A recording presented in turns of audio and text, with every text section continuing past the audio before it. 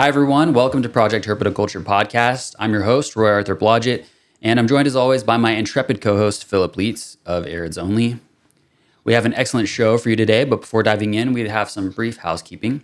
So first, I'd like to thank Dylan and the Animals at Home Network for hosting our show. It continues to be a pleasure to be part of this platform. We'd also like to extend special gratitude to Charlie, who generously edits our audio and has done a lot to improve the quality of our show over time. And we'd also like to take a moment to tell you about our sponsors. So first, we have Custom Reptile Habitats, who have been with us since day one. They produce top-of-the-line PVC reptile enclosures, and I use them for a lot of the large format vivaria here. They're also carrying universal rocks, misking products, and a bunch of other useful stuff. So if you're in the market for any of that and you're planning to make a purchase, consider doing so through the link in our bio or description. We'll receive a small commission at no additional cost to you, and that really helps us keep the lights on over here. Up next, we have Fairy Tale Dragons. That's the joint venture between Heather Moy and Ron St. Pierre, both of whom have achieved legendary status in herpetoculture. They've accomplished quite a lot and produced some of the finest bearded dragons and taliqua in the country, alongside a whole host of other species such as emerald tree boas and green tree pythons. Check them out if you're in the market for any of that, and be sure to follow along with them on social media. They're always up to something interesting over there. Next, we have Cold-Blooded Caffeine, roasters of delicious coffees from all over the globe. We have a private label with them, the PH Blend, which is a light roast coffee from Rwanda. It's a great choice for those who prefer a more floral coffee with notes of berry, but they have a wide variety of options for a broad array of preferences. So check them out. And if you place an order, don't forget to use the code PROJECTHERP for 10% off. We're also very pleased to have the support of Exoterra, a brand that needs no introduction. It's safe to say that herpetoculture wouldn't be where it is today without the influence of Exoterra. For decades, they've been industry leaders in innovation, offering just about everything needed for reptile care, from diets and supplements to enclosures, substrates, and lighting. We're both big fans of their naturalistic terraria and substrates in particular. They have a lot of interesting products in the works as we speak, and we're really looking forward to seeing what comes next. And next we have Tamura Designs. For those in the know, Tamura Designs is widely regarded as one of the finest enclosure manufacturers on the planet. They produce outstanding large format vivaria with endless options for customization, drains, UV printed backgrounds, lighting rigs. On top of all of that, they also make amazing deli cup displays for expos and these incredible multi-unit condos, which I use here. So if you're interested in any of that and you decide to make a purchase, use the code Herpetoculture for 15% off one item as a special offer to our listeners only. We also have Happy Dragons. We're really thankful to have the support of Happy Dragons. They are producing some amazing content for bettering our reptile care. And we've been actually partnering with them to produce even more content like webinars.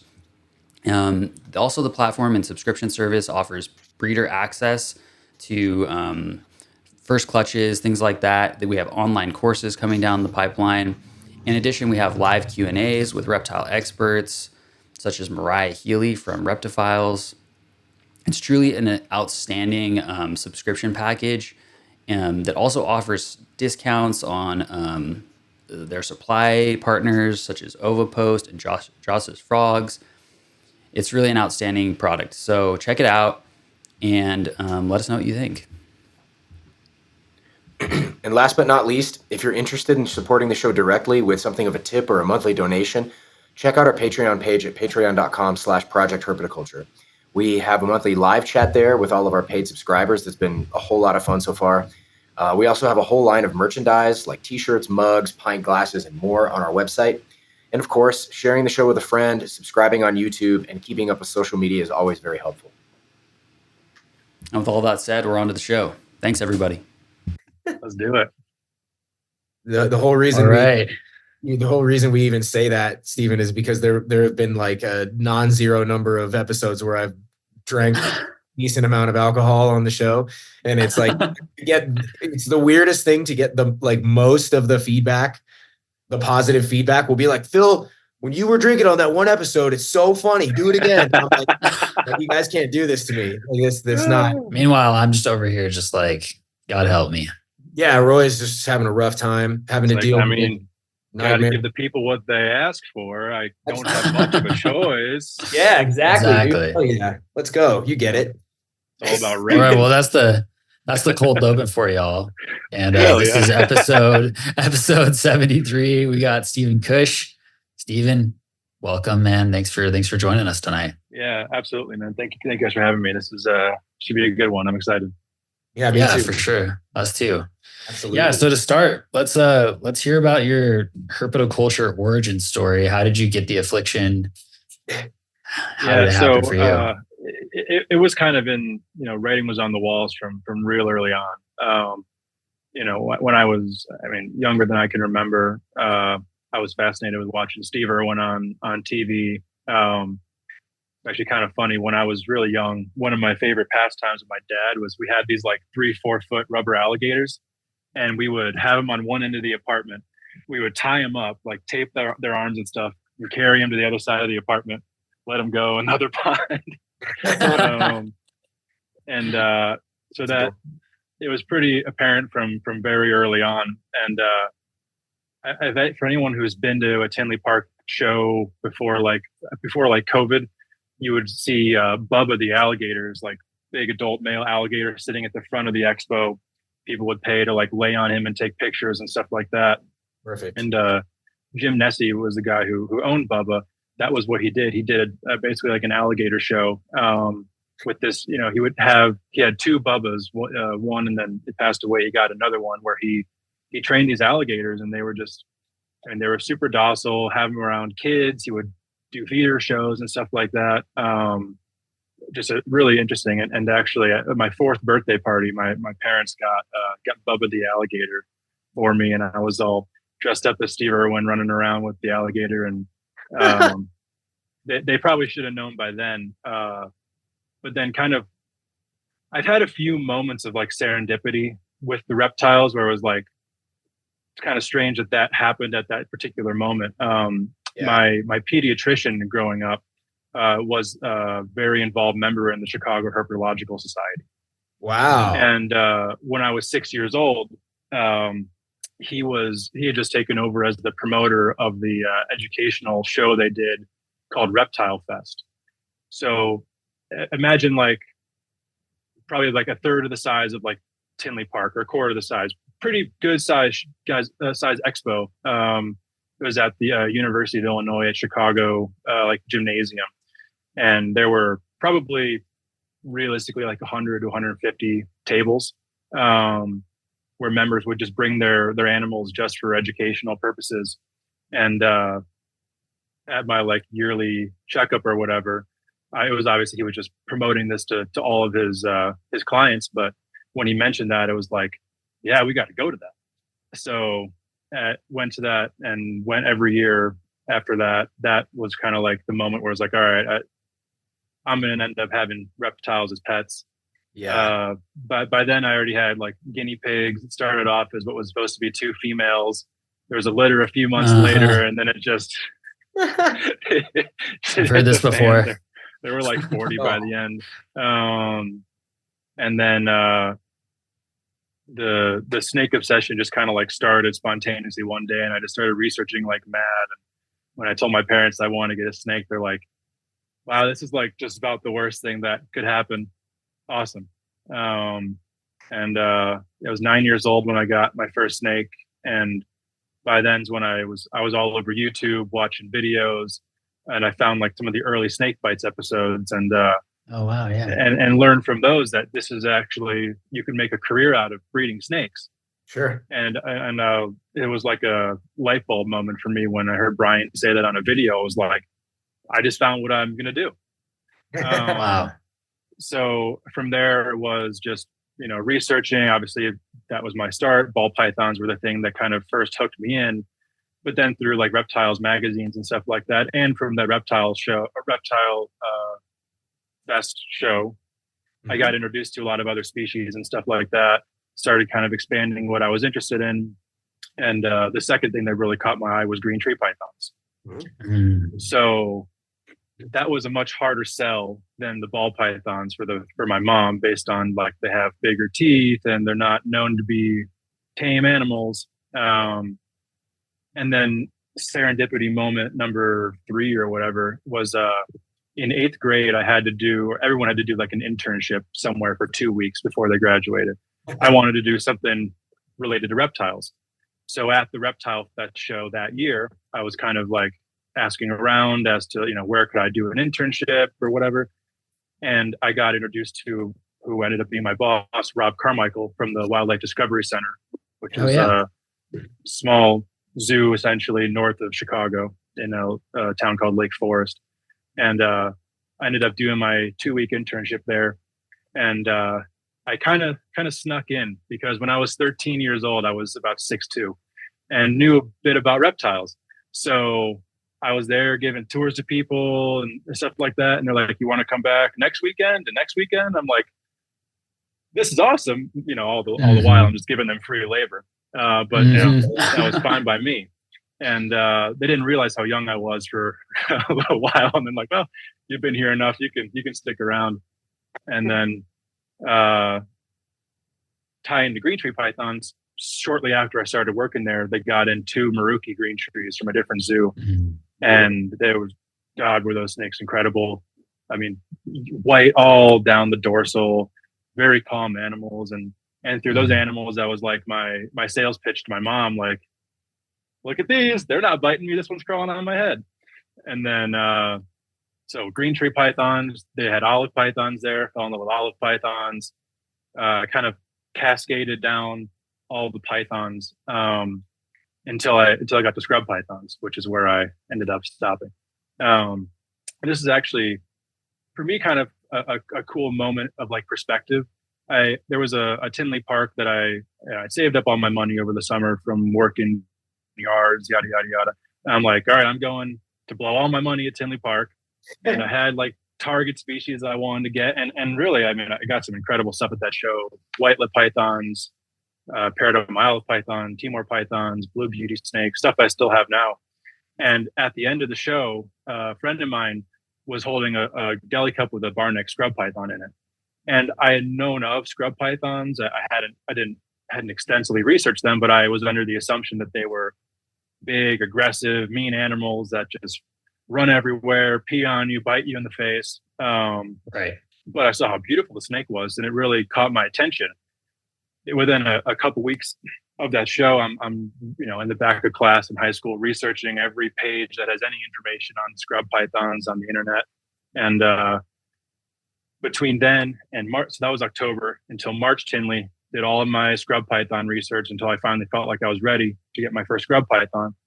And just lucky enough on a Facebook page in the Chicago area that was like a pre-Tinley classified something. Someone had a baby barneck scrub python. I'm like, this is perfect. Even if this thing is a little aggressive, it's small where I can work with it and whatnot. And I still remember just like, I saw the guy with the snake in the deli cup. And the second I got the snake out of the cup, I was like, it was really a moment of like, I found my calling within this field. It was instant. And what makes that even more special is I still have that snake today. He has sired 2 clutches for me, and soon 3, maybe 4. So that amazing, man. Yeah. So, but to me, if I had gotten that first barneck at that October Tinley when I hadn't done my research, I didn't have my full appreciation for him, would it have turned out the same way? And I guess there's really no way to know that. But I think that most certainly had something to do with it, the anticipation, the delayed gratification, being more ready, being more educated, I think set me up to kind of dive in as heavily as I did. Yeah. Yeah. Remind me, how old are you now, and how old were you at the time? I know you said a little bit. I just want a refresher here. So I'm 23 right now. 23 now. And at what time? And at the time that you got this particular snake? I was 16. Okay, cool. Okay, wow. Nice. Yeah. The reason, because like I always wonder, because it seems like there are always kind of, I'd say the majority of people that we talk to on the show, there's always a gateway or a kind of origin, like this eureka moment, sure. or maybe even a series of very important moments. But we always kind of remember a couple. But for sure, part of the reason I was asking about your age now is because it seems like you've I mean, for 23, man, like I'm 14 years older than you, and you know, and you've done a lot. You've done quite a lot, and you clearly have developed your work in such a way that it's quite impressive. And I think it's hard for people to do that at any point in their life. So I'd be curious to know a little bit before we dive into kind of a little bit about what your collection looks like and why it looks that way. Can you talk a little bit about the track where you went from, okay, I've gotten a snake, you know, I have this snake, oh, this is what I'm going to do forever, and how it evolved to become something that you do professionally? Well, you know, that's an interesting one for me because that thought was in my head really early on. Right. So it was kind of always part of it. It just kind of evolved as to how that would actually look, because as anyone does, the first idea of what is a professional reptile breeder is rows of freedom breeder racks with solid gray tubs and yada, yada, yada. That experience with working at the Wildlife Discovery Center was so critical at that moment for me, because I mean, I walk into the venomous room, the first snake on the left, 9-foot bushmaster, 6-foot emerald tree boa, it cohabbed with it, Mangshan vipers, king cobras, black-tail rattlesnakes, sidewinders, eyelash vipers, green mamba. Like, I mean, I didn't even know this place existed before. I was a kid in the candy store. Right. So very quickly, I'm like, yeah, these ball pythons are cool. I might do this or that with them, but you know, it was so apparent from like I was already heading that way, but just that hands-on experience, I guess, gave me the confidence to then pursue that. I mean, you know, that I wasn't even in high school yet, and I'm, you know, working with like a 10-foot olive python. Sure. You know, anyone who interacts with an adult python, like an olive python like that, you by the end of your interaction, you can't say that you don't like that snake better than your ball pythons, physiologically speaking. Like that's not a more engaging animal to interact with. And then I guess as I was kind of going through, you know, trying to figure out how to make this work, I was kind of like, okay, who has been the most successful historically within this field? Like in ball pythons, at this point, hands down, the most successful guy ever, Justin Kubelka. What did Justin do that set him apart? Yeah. And not only, I mean, no one was able to market as well as him, but the biggest thing that he did from like a ball python perspective was he got himself invested into the double recessive projects when everyone else was still doing, what does a cinnamon do a lesser make? That's a cinnamon lesser. I'm going to take an albino to my spider. Like, you know, everyone was just like, okay, what's the next thing that has been made so I can make a quick buck on it? With the double recessive projects and all, okay, now we're 8 years out. Add another one, we're 16 years out. Well, now we're that far later, and this guy has a garage full of Porsches, and everyone else can't pay their feeder bill. And that's obviously not the ultimate goal of doing this, but he started the trend. He didn't follow it. He saw something was brewing there and was like, all right, how do I make this my own? And now how do I communicate to people that this is where the value is? Because I mean, at the end of the day, these animals don't really have any intrinsic value. It's all just the value that's placed on them by supply and demand. So It's all about communicating to your buyer one way or another, whether it be this is going to make you a lot of money or this is the most incredible species. If you don't work with this, you're missing out on an experience. How do you deliver that message better than the next guy? And I was like, you know, same thing with reticulated pythons, carpet pythons, water monitors, crested geckos, leopard geckos. I mean, hearing some of the early stories of leopard geckos where they had outdoor troughs with 200 females, they put a male in there, and a couple months later, they're just digging up handfuls of eggs. Like, it just sounded really fun. Like Yeah. it sounds fun to be on the cutting edge of a new project. Yeah. Money aside, but then I also think that's where the money is. And for me, when I found the scrub pythons, I saw that kind of opportunity, and then to do it in a way that I would be happy with, where I feel like I'm not compromising myself from a moral standpoint, not compromising the animals. Because like with mainland reticulated pythons, for example, I mean, just consider the handful of the biggest mass producers. How many thousands of those snakes get produced every single year? A ton. And how many adults do you see? How many adults do you see? Basically none. Right. Yeah, very few. Essentially none. Like a 20-foot reticulated python is seen as like a gem. Yeah. Why are there not thousands of them? Yeah. Why is this one 20-foot reticulated python, which all of these animals have the capacity to achieve, why is this so special when Jay Brewer just hatched 5,000 last year? Yeah. And like 4,000 of them went to Japan or whatever, and all probably died. Like this is something that it's like, this is so near and dear to my thinking and my curiosity in this industry. It's like we have, I don't think there's any, from the limited surface level experience that I have as an observer of herpetoculture, there is a huge question out there about so many animals, which is, where do they all go? Where the fuck do they go? You know what I mean? It's like,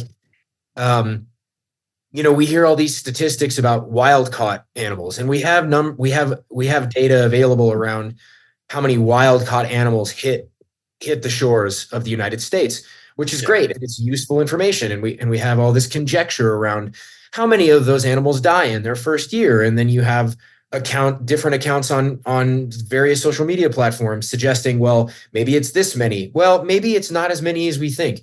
Who knows, right? But when it comes to the captive stuff, like I know individuals who produce hundreds, maybe thousands of sulcatas every single year. Where are the thousands of 500 or 400 pound tortoises ripping around? You know what I mean? And even if they, even knowing that, surely we have to account, there should be some way of accounting for that stuff in some way, just to have some information. Just the data would be good to know, because yes, surely a big percentage of a lot of those animals go overseas, right? But then out of the ones that stay in the United States, it would still be so cool. It would be really, really interesting to get that information and to understand more about it, right? Anyway, I didn't mean to cut you off. I know you were kind of getting. For sure. And to me, that was part of the thought process as well. I think, unfortunately, a lot of the most popular species, the cell is, okay, this is what this morph goes for. This is what this locality goes for. Yeah. They breed in so long. They have a litter or a clutch of how many. The babies will all be worth this much. You can quit your job in 2 years. Sure. And the amount of times that actually works in anything. This can be ball pythons, retics, crested geckos, leachion. Like it could be anything. Yeah. The amount of people who actually pull it off are, it's not a high number. And then another thing that I think is important, especially these days, there have been some examples, over the last probably decade or so, some pretty glaring examples of people who had a very successful reptile breeding business, decided to take it to the next level, and then that was their downfall. Increase your overhead 5-10 fold to be able to produce 5 to 10 fold. These are live animals. It doesn't just go that way. I was in the rodent industry for the better part of 5 years, and I know firsthand from that, you can only really take that so far in one facility. Or stuff there's too much margin for error. As soon as you have to bring in large numbers of employees, nonetheless employees, and then a manager that's not you, especially with reptiles. Rats in particular are a lot more resilient. But as soon as you're doing that with actual reptiles that require specified care, specified yada, yada, yada, everything that we all know, your margin for error increases so dramatically. What if you have a clutch of expensive snakes that was supposed to pay your bills for November and December, your employee messes it up and they all die. Oh yeah. They plug a rack right into the wall instead of into a thermostat in the morning. They are baked. Yeah. What are you going to do? Take out a second mortgage now? Right. Like there comes to a point where there's real life dollars and cents here. And the profit margin potential when you are just yourself is so much higher than when you are you and 5 employees and a website person and a filmer and yada, yada, yada. And it's reduced points of failure. Right. So you have less of a need for contingency when it's just you. Right. And I mean, technically, obviously, if you overwhelm yourself, then your risk of failure goes up. But yeah, I mean, sure. And again, I apologize. I don't mean to interrupt and derail you. I'm not trying to change the not at all. But yeah, I mean, you can move. I moved 15 minutes down the block when I moved into the facility space that I'm in now. 15 minutes down the road, and it's a totally different space with different requirements and different upkeep. And it's like, we just had Eddie Soto on for another episode recently, and he was saying the same thing. Like what he does in his current yard, he couldn't do in a yard 2 doors down. It would be different, because he's keeping outdoors, But it's the same concept. Like you said it very well there, which is that there's so many variables and things that you have to take into consideration. The ceiling height and how that affects your seasonal temperature changes. I mean, that can change everything with just a couple feet of extra distance from the ground to ceiling, right? So yeah. And another thing that I think then now ties back into the ethics of it. Let's say I sell corn snakes, for instance. Okay. I sell corn snakes as just myself. I'm breeding my own rodents. It's in my garage. So there's no extra facility. How many, let's say I need to sell 100 corn snakes a year to pay my bills, make a living, be comfortable. Okay, now I add in a facility, I add in 2 employees, I add in a budget for marketing and sales because now everything doesn't sell the way that it used to. The increase in animals I need to produce is not linear. It's exponential at that point. Right. And then how many more animals are you sending to their potential death or selling to a customer that you don't necessarily want to sell to, or to a wholesaler? Like you have so much less control over where those animals actually go. So in going from that 100 snake, whatever, to the facility, you're not doing that because once you have some experience in this, you're not doing that because you just love them that much where you need that many more. Right. When you have that many more, you spend less time with each one. It's work. I mean, back when I was working with Forrest Fanning, I was managing my collection, doing stuff with his collection. I mean, I had like 500 to 600 reptiles at one time I was taking care of. Right. And I hated my life. It was absolutely terrible. And I'm still currently above where I'd want to be numbers wise. And I enjoy it so much more, and I'm more successful breeding. So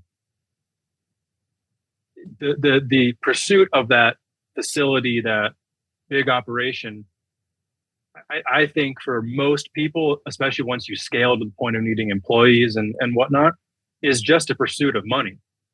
And it doesn't even work. Like it fails unless you have a pet store or a feeder business or other investment in real estate. Unless you have something else to bankroll your life, that works worse than the garage full of snakes. Yeah. You just have more opportunity to produce, I'm breeding 300 females instead of 80. Okay. Good for you. You're providing something to us, furthering this industry. Like that, no one gains anything of true value and meaning from scaling that way, except for the goal of potentially making more money, which especially these days just doesn't happen. Yeah. It definitely takes on more of an industrial aesthetic at that point. And it does, it starts to feel more like farming, like the kind of, like the kind of farming not too far from where you're living in Texas. You know, Yeah. I've driven through it. Yeah, we've all driven through those areas where it's like, look, and some of it, I get it. Sometimes you have to scale, right? Sometimes scale matters, means something, but it's like, right. But I think maybe not in this exact context.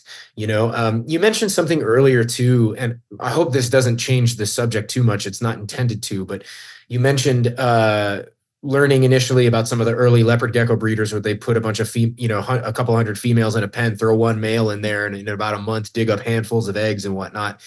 I remember reading through the original Bearded Dragon manual by Philippe de Vosgely and Bob Mayu, and all the photos of the way they were doing stuff out at Sandfire Dragon Ranch back in the day used to just, boy, man, that used to just really do it for me. It was just like, this is the coolest shit in the world, seeing these huge outdoor pens with creative setups and creative decor part of why I think this fits in is because of what you were saying about, if you really want to know where the money is, it's in that area. And I think that it's not just the cutting edge, right? It's not just being at the forefront of what you do in terms of how you're doing it. It's also in like the almost like artisanal, hyper specialized, hyper high quality, like in some ways, for example, we had on John Scarborough of Gecko Boa Reptile. He's one, leopard gecko breeder. I'm sure you're familiar. He's an example of a guy who I always think about, who it's like, he got into a market that was already just full to the brim. At least conceptually, we all think about leopard geckos being this totally full market. But there's a guy who got in, and through sheer will, in some, in hard work and good ethics and good practice, he really carved out a niche for himself inside of a market that already existed. And by doing things that were very outside the realm of the norm, he talked about on the show, he talked about testing his entire collection for crypto and how, cost him like $20,000 or something like that. I'm probably but it's like, what industrial scale breeder can do that? It's like, you can't do that, Right. It's a cool distinction that you're making. I'd love to hear more about this. This is a really cool topic to me. Yeah. I just, I feel like the smaller scale people who are the most successful have kind of, they found a way to do something that sets them apart. Like another person who, I'm friends with and I admire his work, Brian Susan, Sundown Reptiles.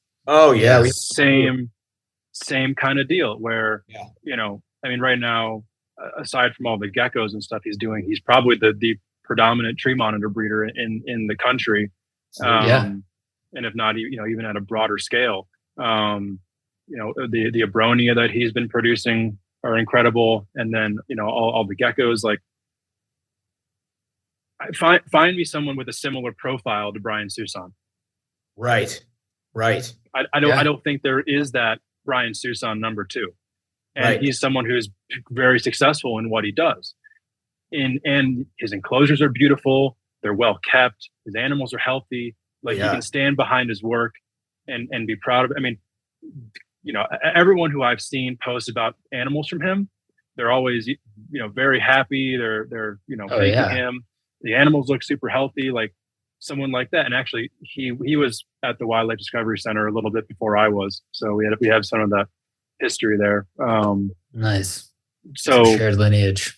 Yeah. So someone like that is someone who I see being successful, carving out his own niche in a market that maybe necessarily wasn't even really there to start. Right. Who's going to say that? You produce captive bred tree monitors, sell them for double to sometimes triple what imports come in as, and that's not a guarantee sellout every time. Right. So you need to show the value, prove why it's worth it, prove why why you care so much about it, and then be able to then translate that over to tell that to the customer in a way that gets them excited about it. And as they should for something like that. Tree monitors they're incredible. But they're also a species that 10, 15 years ago probably weren't talked about all that much. At a Tinley Park or a Pomona, you probably don't have many tree monitor side conversations breaking out with people. Right. But then more notoriety, people showing them just for what they are. Right. And that's like something that I like to do with my animals.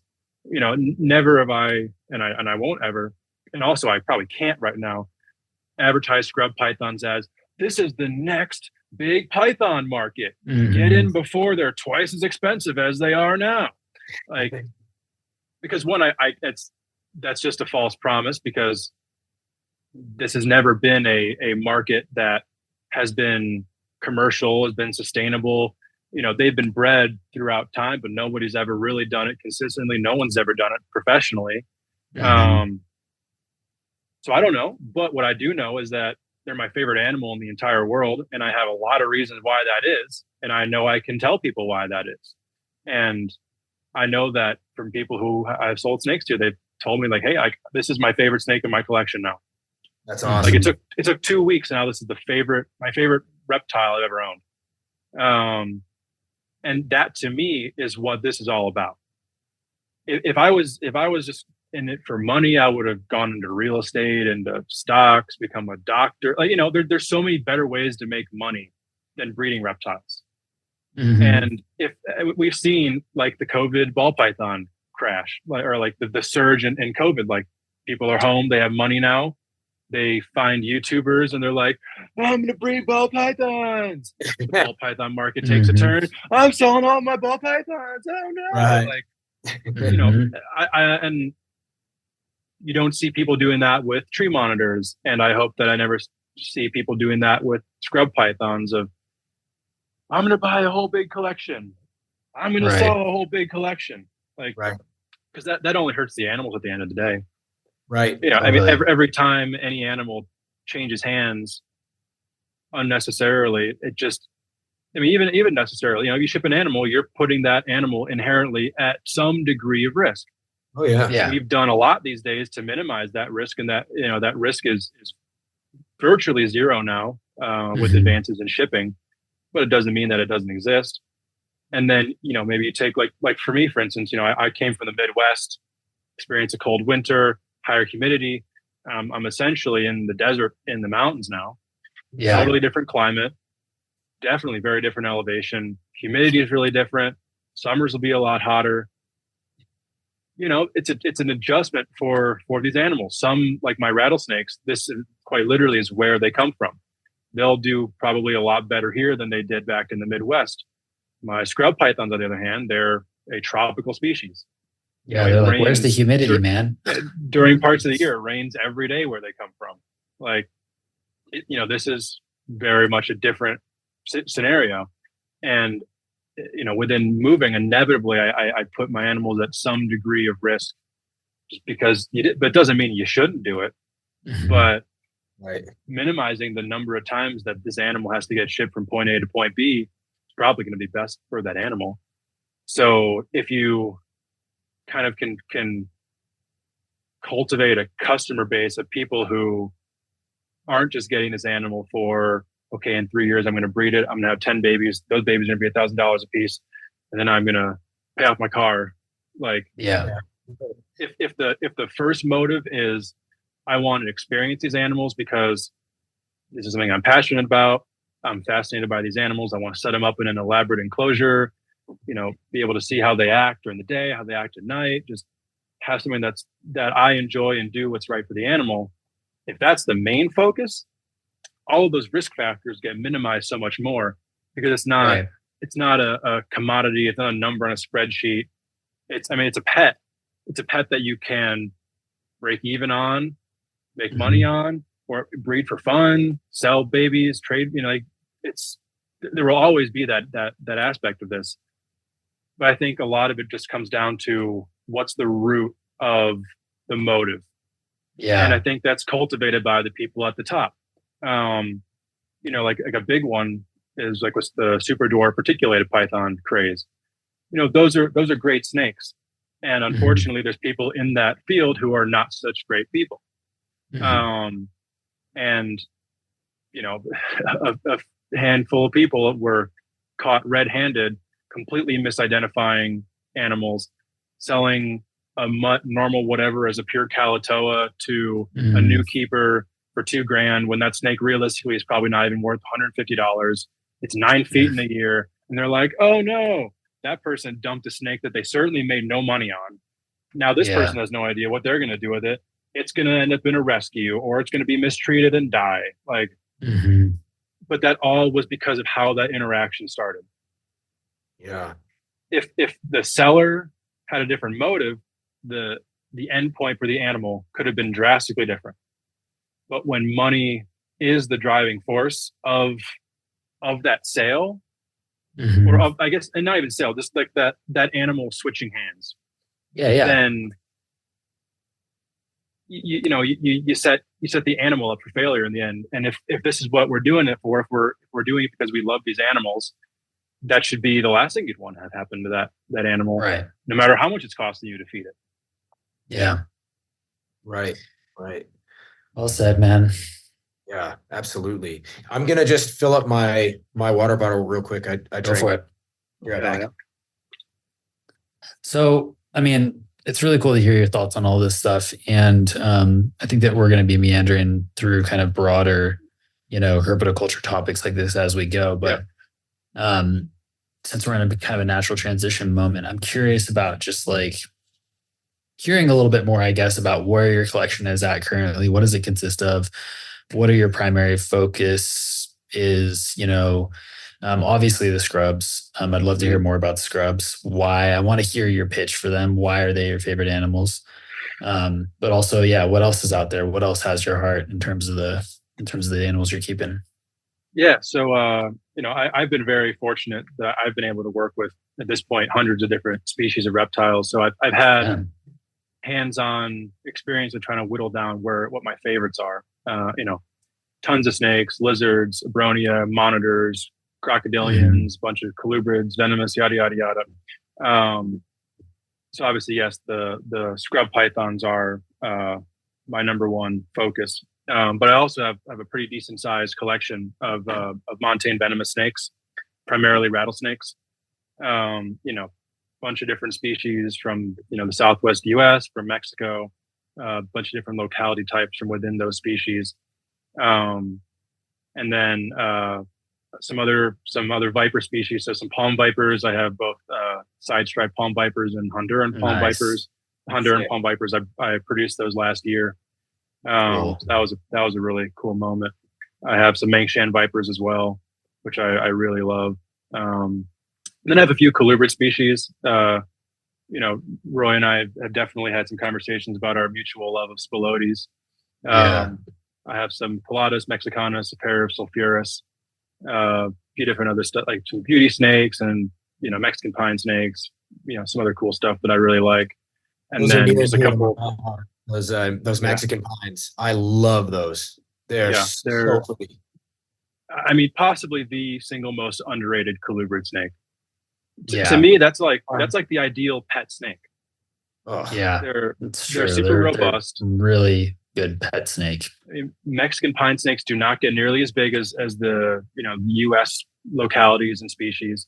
I mean, my adults are like 5 feet long, about that thick around. Like, they're not big snakes. They're super colorful. They're not tiny little dainty babies. They eat fuzzies their first meal.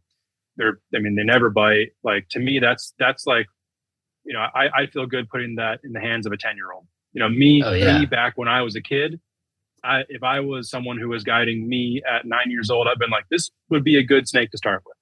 Yeah, for sure. That's some, I love those. Actually, I just brought them up out of brumation 2 days ago. So hopefully we'll get another clutch again this year. That would be very cool. Nice. But then a couple other pythons. I have a pair of olive pythons, a pair of Halmahera reticulated pythons, and my first green tree python that I've had for like 12 years now. So or 10 years, something like that.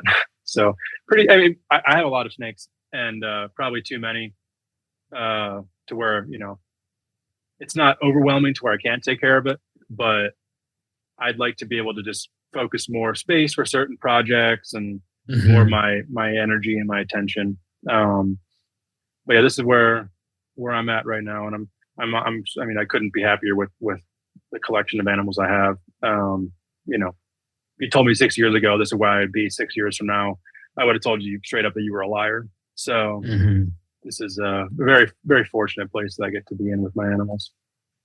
That's awesome, man. Man, what are some of the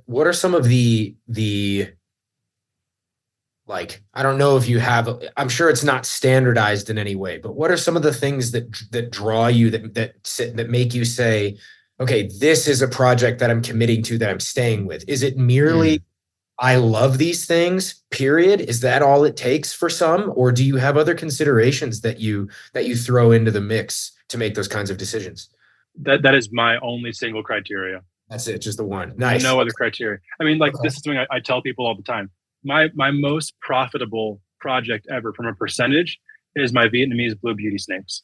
Yeah. I bought my adults as babies for $150 a piece. I've had 4 clutches from them. I've sold every baby. I've made thousands upon thousands percent of return on my income or on my investment. Like, you know, obviously one pair of blue beauty snakes is not a ton of money, but just like, but what if that was the thing that I focused on? I'm like, I'm the beauty snake guy now. Those are some of the, as the namesake states, some of the most beautiful snakes in the entire world. Oh yeah. And they're not very expensive, all things considered. They're definitely a bit more expensive than they were 5-10 years ago. But all the more for the Chinese beauty snakes, the, you know, Taiwan, the new Grabowski that showed up a few years ago. Like, that's a big space that's kind of wide open. There's some old timers that are really doing it, but unfortunately, in this day and age, you need to be on social media just about every day to promote what you're doing properly, you know, to keep up. So I guess that was kind of a bit of a deviation, but no, it's okay. But, I totally lost where we were, but yeah, I mean, there's plenty of other things that I have that I love to keep, and okay, I found it again. So yeah, the only single one criteria is that I love whatever that species is, and I want to keep it. There's not another consideration at all. Okay. Space. Okay. Space. I can't have a saltwater crocodile. I'd love a saltwater crocodile. I mean, I guess wouldn't we all? Yeah. I guess I meant. I guess it was a little bit of a vague question on my part, but the reason I ask is because I feel like we all have various criterion that we're using to judge, you know, which projects stay and which projects go. You know, for example, and you mentioned the Mexican pines being such a, you know, they don't get too huge, they're great pets, blah, blah. You know, you had all these really great accolades that you would attribute to those snakes. And, you know, thinking from my own perspective, you know, over the years, I've made decisions. You know, for a long time, I had a very similar perspective to you, where I was like, look, if I want to work with the animal, I'm going to do it. And then over the last couple of years, I've made a lot of changes, specifically because one of the criterion that changed for me was I'm no longer going to work with animals that are very difficult for the average person to give a high standard of care to, you know? I donated my adult Egyptian Uromastyx to Ty Park in Florida. All of my Moroccan Uromastyx, I sold off. My banded Uromastyx, I sold off because they're all a little bit too big and a little bit too difficult for people to give like a very high level of care to. I restructured and re-emphasized other projects such as like Xenogama taylori. You know, they're very small, as I'm sure you know. And, you know, so for me, that became like this big piece of, you know, like a big reason for why I want to keep them around. And I'm always really curious because we all have all of our various constraints that we're operating under, whether it's, as you just mentioned, space, which seems to be at a premium for everybody all the time. Like space is always the biggest commodity that nobody has enough of somehow. Yeah. You know, sometimes it's money. Sometimes it's, you know, like for another example would be Abronia. I had one pair of Abronia lithrocilla briefly, and they didn't work well here because it gets too hot. You know, it's in the space that I have. It's meant for desert reptiles. It's not going to work for the Abronia, right? Same thing with some Phymaturus. And these are always various constraints that we're having to kind of work around. And I think that the constraints that each of us is operating under are both interesting and revealing of like not just our priorities, but like how we're setting ourselves up in terms of a functioning operation. So I always think it's really interesting to hear about how people are putting these things together, you know? For sure. Yeah. And, I think that is definitely a very important consideration. I'm breeding snakes that get big, scrub pythons, average adult size for most of them is about 10 feet long. That's not a small snake by any means. No. It's not a berm. It's not a green anaconda. It's not a retic, but it surely is not a Mexican pine snake. So that, that to me is definitely a heavy consideration as far as, okay, I'm selling a snake that's more on the intermediate to advanced side. This won't be for everybody, but then it'll be, it's in my hands as much as it possibly can to set that person up for the greatest amount of success with that animal. I always prefer to make deals with people who reach out to me first. I like to advertise as little as possible as far as animals for sale go. To me, if somebody is going out of their way to see if I have anything available to begin with, that to me is someone who has, they're more than likely, they've thought about this for longer. They realize that what these snakes are. They've followed my page. They've seen me post adults. And, oftentimes people who will just reach out to me ask really good questions. And I have someone right now who, just bought some neonates off of me who's already purchased his adult caging. I'm like, that's probably a little unnecessary. You probably could have waited a couple of years, but that foresight is incredible. Sure. I wish I could say that I had done that for almost anything that I have. Like, for real. Yeah. Like, I'm buying these babies. All right, time to buy the 6x2x4. Dude. I feel so embarrassed to admit how many times that's been the case. My God. I've just been like, it's fine. They're arriving tomorrow. I'll figure it out. And of course, I've never been negligent of any of my things, but it's just one of those things where, like, all right, I guess I'm going to find some space for some butterfly commas. All right, fine. I've done that way more times than I'd like to admit. But then also, people like us, we're not going to be short-sighted on the health of these animals, and we know that too. Obviously, we're in control of our own situation, whereas opposed to you're sending that snake out. But it's just to me, if someone's like, I keep carpet pythons and red-tailed boas, and I have an olive python, like that's clearly somebody who, they probably listen to podcasts, they probably watch YouTube videos, they've done the research, they even know what these snakes are to begin with. I have my hot takes on shows and whatnot, but that is one plus of online sales, is you're not just walking up to a table and saying, I want that little thing right there, when you're buying something online. And especially if it's not like on Morph Market or on King Snake, if it's not some sort of aggregate page, if you're going out of your way to find a breeder, chances are what that animal is. And especially, like the stuff that we work with, there's a price range, but these aren't throwaway cheap animals. If you're willing to spend over $1,000, $2,000, $3,000 on an animal, chances are you're also willing to spend enough money to provide that setup. If you have that disposable income, you can afford feeders, there, and that's not to price people out of the market, but if you can, there's animals you can buy at reptile shows for $20, $30. Find me almost anyone, just a patron at that reptile show who's going to take actual adequate care of that $20, $30 animal they bought off a flipper table. That's a really, really low number. Right. Oh, dude. Yeah.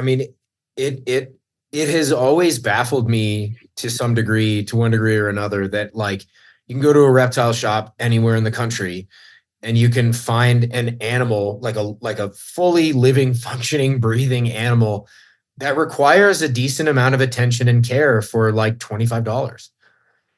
And it's like, nope, that's just not right. It just doesn't, how? I mean, it is a very peculiar thing, and you mentioned your our mutual friend Brian Susan, who it's like one of the things I admire about the way he does things, especially with those tree monitors, is I think he and I have a we'll call it a similar market niche, and I would say that the way he works with the tree monitors is sort of allegorical to the way I do work with the Uromastyx, in the sense that he produces a high quality captive bred animal that he prices sufficiently higher than the imports and it's a justified price tag. And I think he does. I think, just to be clear, I think in almost every way, Brian does an way better job than I do, like in an infinite number of ways. Just to be 100% clear about that. But like it can, and I think he's positioned himself in a way, and has conducted his business in a way that's been better than mine, because I still have to bicker from time to time with customers who are like, well, I can just go buy this one over this or an 8 Uromastyx over here for $350. I'm like, yeah, it's a wild caught animal. Sure. That's fine. Go do it. Go buy it. Like, I encourage you to do, and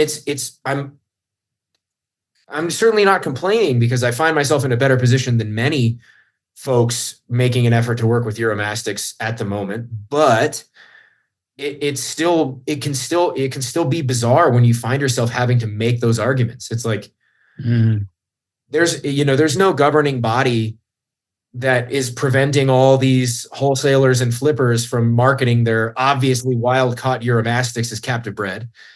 Right. And then I have to, they're not the ones who have to suffer for it. I'm the one that has to suffer for their lie in marketing. I'm the one who has to explain to the average customer, that's not a captive bred animal, but the seller says it's captive bred. It's like, yes, I get it. I understand. And let me explain to you all the reasons why it's not captive bred. And I can even tell by looking at it that it's not captive. And it's, those are hard battles to fight. And it's so interesting that there are so few people who have kind of taken that angle and taken that leap. But, oh man, I totally will blame it on the whiskey, but I actually can't, I lost my train of thought entirely. I'm so sorry. Well, I think that's a good point, because that is the struggle of anybody who works with a species that is either commonly or with any sort of regularity available as an import,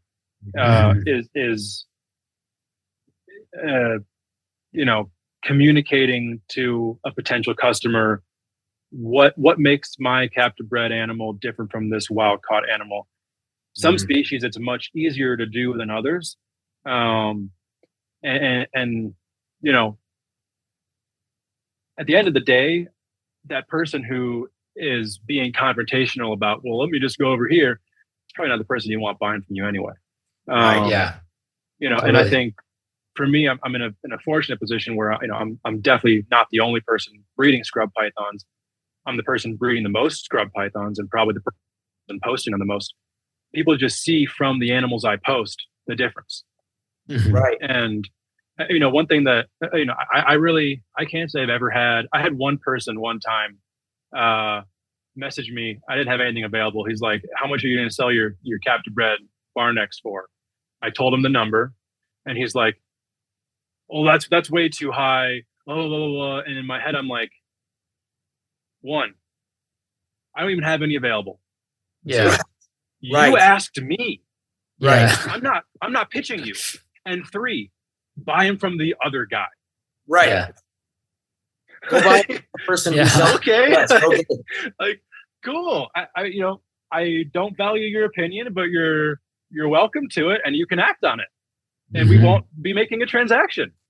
And I think we're both happy about that. There you go. I mean, listen, done and done. I agree with everything you said. I really do. And I do think that there are individuals who,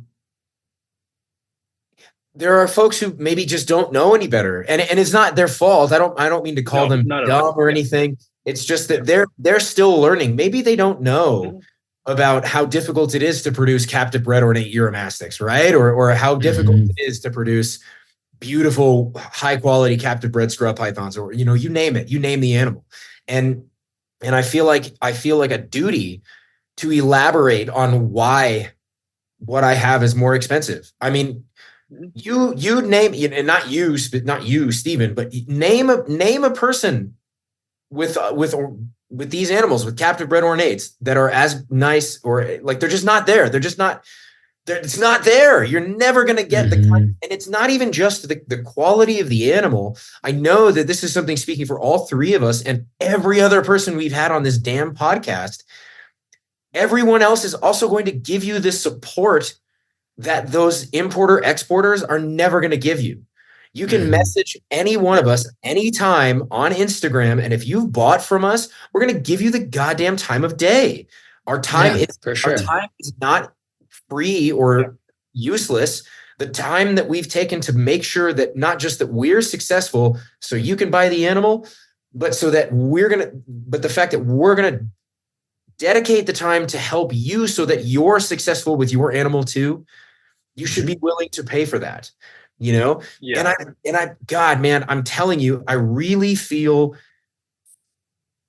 I don't know. I get the impression that there's enough people thinking at a high level about what we do, that it doesn't seem that weird that in 20 years, the market's going to look really different. And the kinds of people that buy and why they buy and who they buy from, I think is going to not look like identical to the way that it looks now. It already feels like it's different, if you ask me. I sure hope so. You know, I'd love to be able to walk into a reptile show one day and there'd be 20% ball pythons in the room. Sure. You know, tables full of people with actual captive bred, this and that and the other thing. You know, that's, to me at least, that table, whatever that table is, makes the show. The, you know, Tinley Park in the late 2000s, early 2010s, to me and to a lot of people, that was the Chondro Coalition table, which, I mean, literally was like the, you know, 5, 6, 7 tables on the back wall of the show, all designer captive bred green tree pythons, and the people who produced them right behind the table in beautiful displays with good lighting, showing the animals off. Like that to me is like, you know, I feel like that should be something that all of us aspire to as breeders of, like, let's be that show, that table at the show, that everyone walks away from the show being like, I didn't even know what those were, but that display was so cool. Those animals were so beautiful. They looked so healthy. If we can have a show full of tables like that, I mean, to me, that would be, you know, that would be incredible. Right.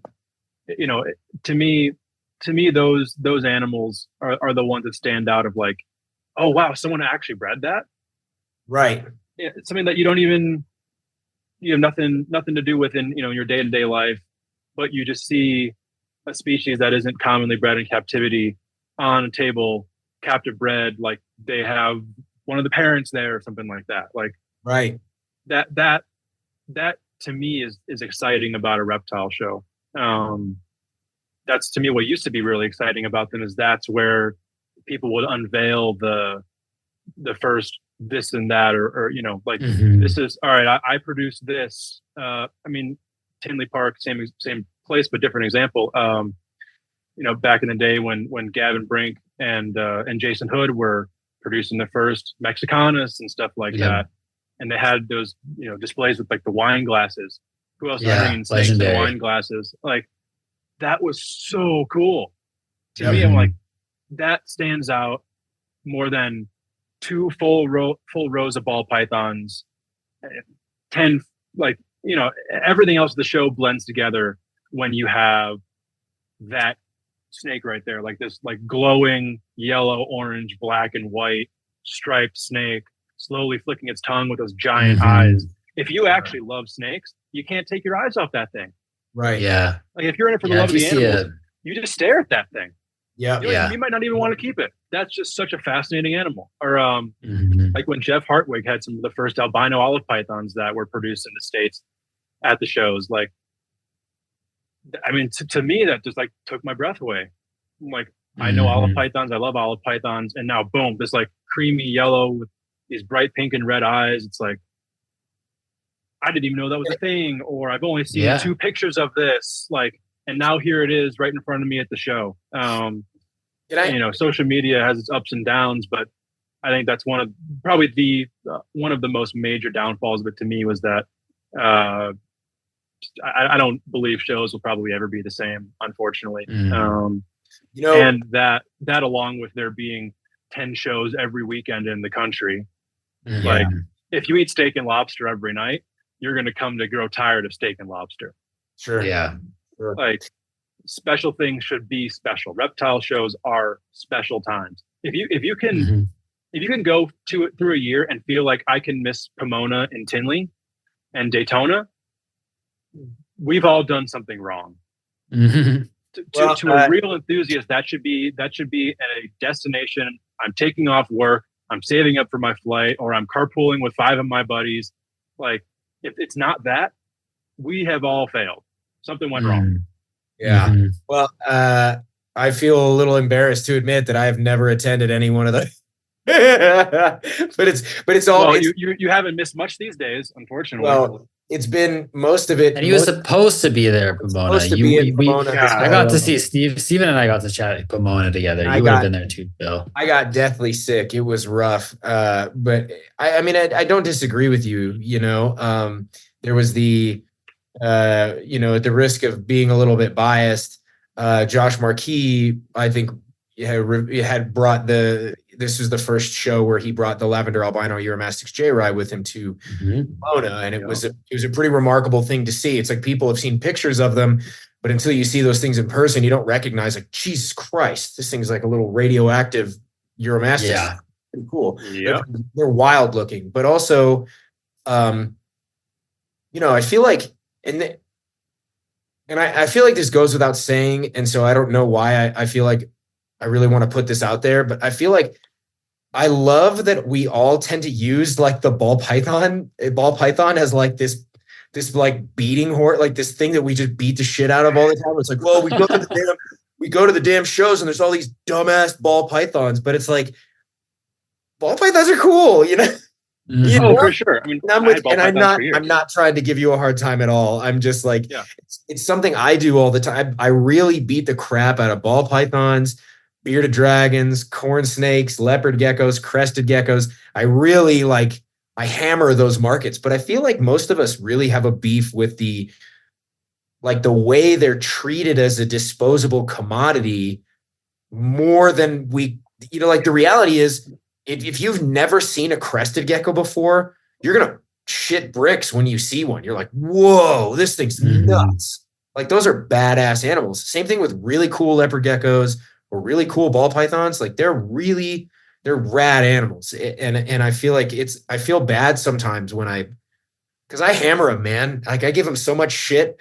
I'm like, fuck these dragons, Let's change it to ball python people. Yeah, let's do it. I have a lot of friends who breed ball pythons, but there's truth to it, though. Unfortunately, sure. There is absolutely. As much as you can't, it's not the animal's fault, and oftentimes it's not even the fault of the people who even own them. I think it's a fault of how people get introduced to reptiles. The loudest voices, and the people who catch the newbies. Unfortunately, there's probably not a lot of newbies who are listening to this show right now. Yeah, I think that's true. I think it would be great if they did. That's why I like, for instance, in scrub pythons, some of the old guard were very, very gatekeepy, very mean to newbies. Very protective of, this is my thing. And even though I breed these and probably will need to sell them if I ever do, fuck all of my customer base. And I came up in this game really, really young. Yeah. The only thing that was working in my favor was that I was tall. Otherwise, no one would look at me. And with probably good reason. I was 13. You probably shouldn't sell a large python to a teenager. Sure. Probably. But I was the same way. I was the same way. I was a 13-year-old on kingsnake.com with Crebos and Spilotes and stuff. And I wouldn't tell anyone my age because I knew that if I did, they wouldn't give me the time of day. But as long as I was this anonymous screen name, oh, cool snakes. Let's talk about those. Yeah, there's a reason why I didn't ever show my face on Instagram until I was probably like 18 or so. Well, so it's funny. Regular listeners of the show are going to want to reach through the screen and punch me in the head when I say this, but like the similarity that this bears to the jiu-jitsu world and the history of Brazilian jiu-jitsu over the last 100 years is unbelievable. So like, let me just give a couple, like 2 points to help emphasize this. Back when, like around when I started training and even, and actually a lot more before I started training, it used to be a thing where like, if you went and trained at another academy, you were a traitor. And if you showed that academy, like what we did at our academy, you were an absolute traitor and you were going to be outcast now. And how dare you share our academy's techniques with the enemy? That sounds a lot like the gatekeeping that used to be up when we were first getting into herpetoculture. It's like this old guard that was like, I'm not going to, he had a secret incubation mixture. It's like, shut the fuck up, you crazy psycho. Like that's not real, And now you just mentioned, there's like almost a capture of there's almost a race to capture the new incoming people into the field, into the market that participate in the niche. The same thing is true of jiu-jitsu. One of the phenomena of the last like 8-9 years in jiu-jitsu has been having to tell brand new white belts, like, you just saw this thing on YouTube. It's nonsense. It was just meant to get your attention, but it doesn't actually work. And it's not fair in some ways because like the new person doesn't know what they don't know. So it's not their fault. They don't know what they're doing. Right. But at the same time, we can get really, really frustrated with the individuals who spend all their time and effort just to capture those new people to make $1, and that can be really frustrating. And there's like a filtration process where it takes a certain number of people to get through enough of the layers of bullshit and nonsense before they recognize like, oh, well, all these people on social media are just selling me clicks. But in reality, it doesn't matter what you use for incubation, and it doesn't matter what you're working with, like what exactly you're working with or exactly how cool it looks on the TikTok video you made. At the end of the day, like what really matters is good quality practices and basic foundational fundamentals, whether it's herpetoculture or jiu-jitsu. That's all it is, and it's really, really hard. It's hard to convey this. Like, how do you send that message to new individuals when they don't know what they don't know? How do you, and so I feel like this would bring us to a question that we had for you, which is like, if you take a broad view looking at herpetoculture, and if there was a couple of things, either one, maybe 3 things that you could change about the herpetoculture industry with a snap of a finger, what would those be? What would some of those things be? I mean, we could definitely go down quite the rabbit hole here. You can't say ball pythons. No, I'm just kidding. No, and that's not something that I would change. I think to kind of start by piggybacking off of that, I think just like, let's all just be nicer to new people. Yeah. Damn. For sure, man. I had some wonderful mentors early on. Some people who, I had no other reason to give me their time. Like one guy in particular, one of the OGs of reptile podcasting, his name is Josh Baby. He's a ball python breeder in Chicago. We just happened to be set up next to each other at that Reptile Fest show. The first time I was ever bringing my animals there, I was like 12 or something like that. And he was breeding ball pythons, and I was super interested in ball pythons. And, he took me under his wing, and I saw his animals, learned a lot from him. I mean, when I was young, he taught me how to palpate snakes. And that, to me, is probably my single, like, greatest tool with my breeding now. Is my having ability to palpate snakes. People will ask me, oh, how do I tell if my snake is cycling this? Oh, she looks kind of big. And with like scrub pythons and Bolin's pythons in particular, a backed up shit can look like a follicle swell. Mm-hmm. So I'm like, Right. have you palpated her? Like, well, how do you do that? Like, how is this not basic practice for snake breeding? Is learning how to palpate a snake. But then to tie it back in, you don't say to that person, how the fuck don't you know how to palpate a snake? Yeah. You teach them like you were taught whenever you were taught it. Mm-hmm. I mean, I back when I was doing rodents, I was so busy all the time. I wasn't very good at responding to people all the time. But now that this is all I'm doing and I have time on my hands, I try as best as possible to respond to any and all messages, answer questions, because I remember, because it wasn't all that long ago, especially, I'm really young. So I remember how it felt when someone actually took me seriously and answered my questions. And with all the great, mentorship that I had over time, I feel like all I can really do is pay it forward.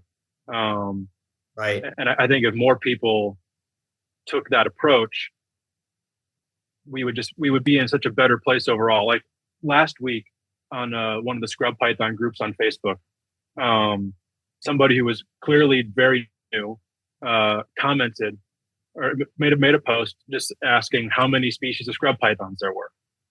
The first person who got to the comment was like, "Have you ever heard of Google?" Like, that's so harsh, bro. This person clearly came here because he wants to talk to an actual person about this. Yeah, exactly. Like there's a social aspect to this too. We're not just exchanging information. Totally. Like, we make lifelong friendships with this. Like this person didn't just want to know how many species of scrub. If that was truly the only motive there, they would have Googled it. Yeah, exactly. They want to know that. They also want to know who else is interested in this. Who can I ask questions to? Who may I buy one from one day? Is there a community behind this?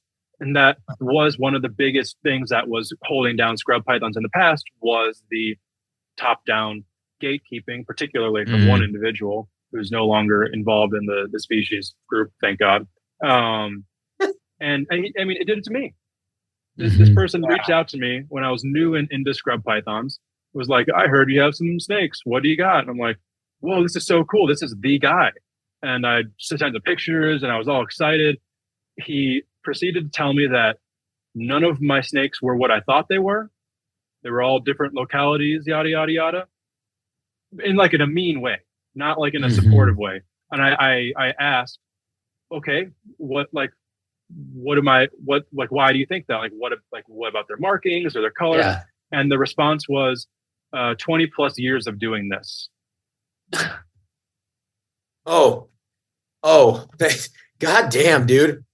It's like, did you even read my bugs me question? so much, man. I hate that. I asked why is this Jaipura a maniquari? I've been doing this for 20 years. That doesn't tell me anything about the snake. Right. It doesn't change what my snake is. And then he proceeds to lowball trade offer me for my entire collection. Weird. So clearly I have better snakes than some that you have.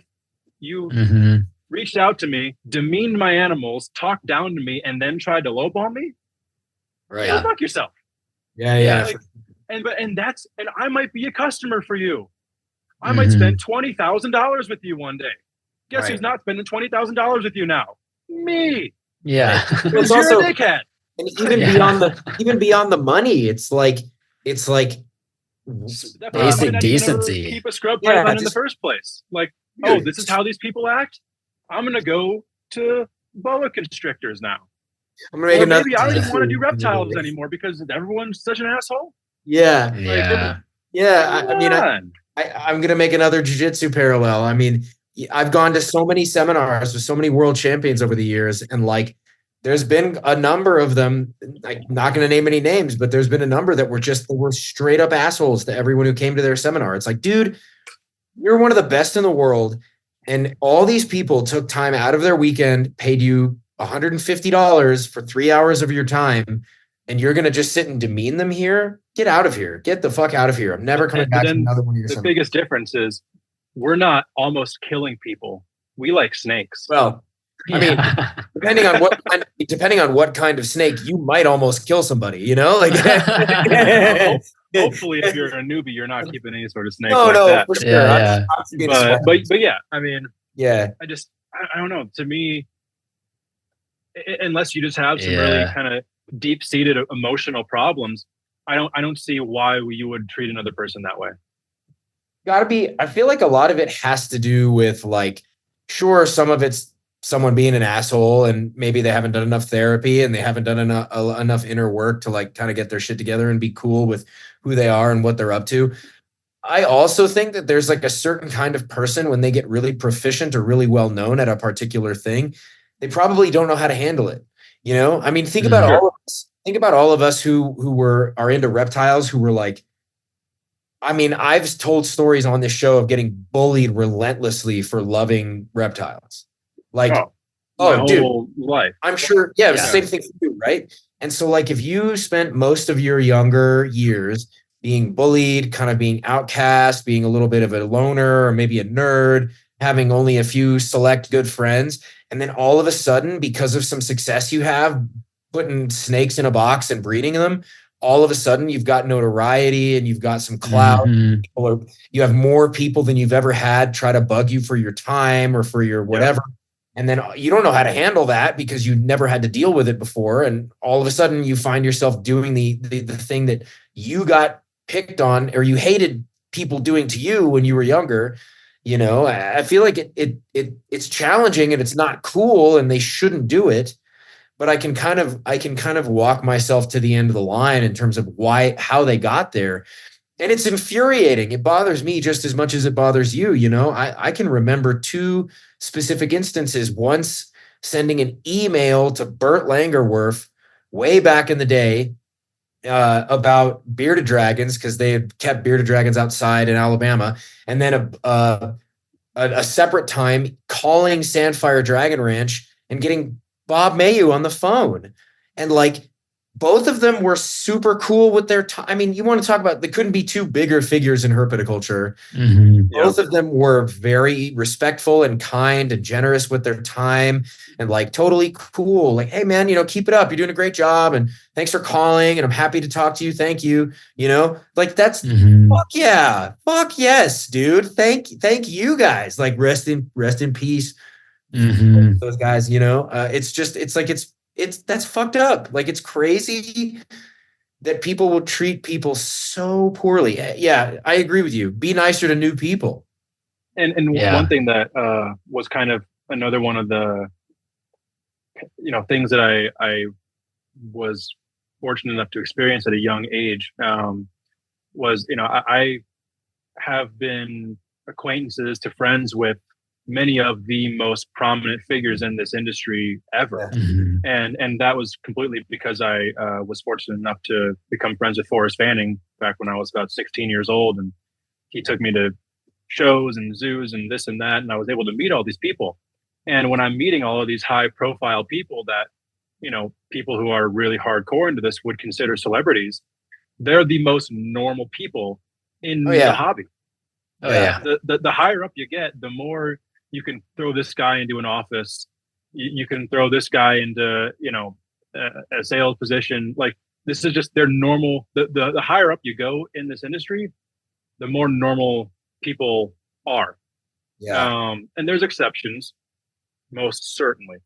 But that was, to me, it humanized the whole thing. It's like, there really aren't celebrities in what we do.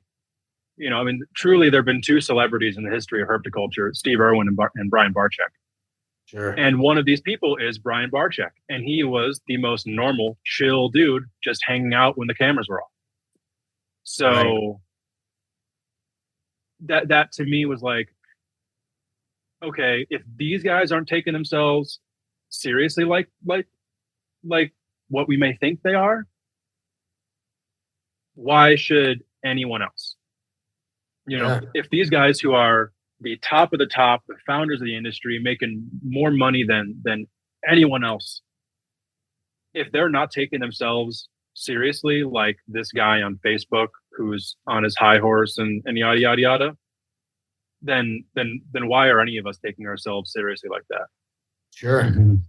Yeah. And I'm glad that was something that I was able to learn early on, because I'd like to think that I've never really been too much of a, egotistical involved in all of this. I assume I've had my moments over time, Sure. but seeing people who are most definitely not that way and seeing how far they've gone was just more reassurance to me that, like, that type of, just be nice to everybody, be charitable with your knowledge, with your time. That's only going to come back and benefit you at the end of the day too. And, right. Benefit everyone who's around you. And if you have a reputation of being easy to talk to, being chill, not withholding information, that also gets around. Absolutely. And not that should be your motive, but that's certainly going to be something that comes as a consequence of you being a good person, is just that reciprocity will happen with, new connections, new opportunities, new customers, whatever it might be. So, seeing people like Brian Barczyk or Bob Ashley, people who are the top of the heap in this industry. I mean, Bill Brandt from Gourmet Rodent, like, they don't need to give me the time of day. I'm an 18-year-old kid who likes reptiles, who you don't know. I mean, like Jonathan Campbell, like, why does he need to talk? He doesn't need to talk to me, but here we are going through the collection. And, Carl Franklin was there too. We were looking at holotype specimens of Abronia. I was seeing holotype specimens of scrub pythons, Bolin's pythons, like, cool. And these people were just nice, and they just were like, hey, I was you too once. Yeah. Now it's my turn to give back. Like, that to me is everything in this industry, because we want this to continue too. I mean, I feel like my generation is sparse. And it's most certainly sparse of serious keepers. It's more dense with the wannabe influencer keepers. And I think it's good that those people are more towards the naturalistic keeping, bioactive, yada yada. Like, the influencer types aren't, showing off their freedom breeder rack in their bedroom. But there's a lot of bullying, a lot of drama, a lot of superiority complexes. Like, it's not all great, but I guess the execution sucks, but the actual subject matter could be worse, I guess. At least at the end of the day, taking care of these animals well is, I guess, the focus, but it's just being done really poorly by a good number of these people. So yeah, there could be better communication, I think, all around that stuff, Yeah. And another thing, I think this is just how people act, but, like, you don't need to be at the top of your self-proclaimed mountain by yourself. Like, other people being on your level doesn't hurt you. I'm a believer in high tide 100%. Rises all ships. Like, 100%, man. Yeah. I mean, I'll people like, hey, this guy has these scrub pythons for sale. I'm like, I'm familiar with him, and that was a great clutch, great animals. You'd have a lot of success with those. I don't make that sale, but what am I going to do? No, don't buy those because of reason 1, 2, 3. I make up because there is not a good reason for them not to get those snakes. And now maybe that gets back to that person somehow. And, oh, look, now there's beef with 2 of the breeders in the space. And now here comes drama. And here comes Facebook arguments. I mean, like, I have never been involved in one Facebook argument in my entire life. 1, because I don't have time for it.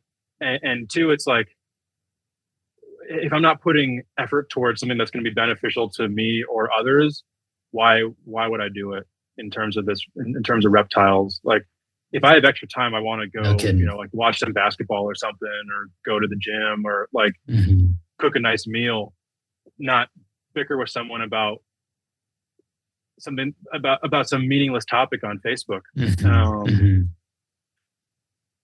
I'd like to see more people, act that way. Like, recently, a buddy and I just started a new group on Facebook for scrub pythons, and with kind of the basis of it being like, this is, anyone at any sort of level within this space is more than welcome. Where, everyone's treated the exact same, whether you've been breeding them for 20 years or you just heard about scrub pythons 5 days ago and want to learn about them. Like, everyone's welcome to share, ask questions, because that for one, that should be how every group functions. That shouldn't need to be emphasized. Unfortunately, it does. But it just benefits all of us at the end of the day. And oftentimes, you could get a question as an experienced keeper or breeder from a newbie that sparks a thought process that has never crossed your mind before. Yeah, exactly. Because a new perspective comes to play, and you're like, I have never even considered what you just asked me. And now look, now you've just evolved your keeping based on a question that a newbie asked you. Like, stuff like that to me is what this is all about. I mean, obviously, this is science at the end of the day. We're working with within biology. Like, science is not fact. It's just the evolution of information. Yeah, exactly. I mean, we're not people kind of treat it at times like a religion. Like, no, this is the dogma of reticulated pythons, or this is the dogma of chameleons, or just hypothetical. I've had many moments in my career where I've either witnessed something or someone has presented me new information where immediately I have to bring into question almost everything that I do, or a big part of what I do. And you feel it in the ego first, where you're like, oh, fuck, I should be better than this. But then if you can work through that emotion, use some critical thinking, and be like, okay, what's priority here? Me feeling good about myself, or me having the ability to change something for the better for my animals and for animals and keepers of the future?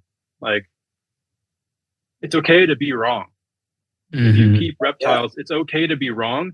It's only not okay to be wrong if you are wrong and are knowingly not working on correcting what's wrong. I mean, absolutely. Truly, like, that's when it becomes a problem. Totally agreed. And I think one thing that doesn't happen enough is pulling different tactics from different areas within reptiles. And something that I've been very fortunate, I've kept and worked with almost all the pythons, lots of colubrids, boas, monitor lizards, Bronia, similar type of lizards, crocodilians, yada, yada, yada. And there's all kind of a different framework for all of that. But a lot of that stuff can be applied to the rest of it. Like, there's a lot of talk these days about UV lighting and all that stuff. And a lot of like superiority complexes being created about lighting for your reptiles. Okay, so think about what that lighting is for.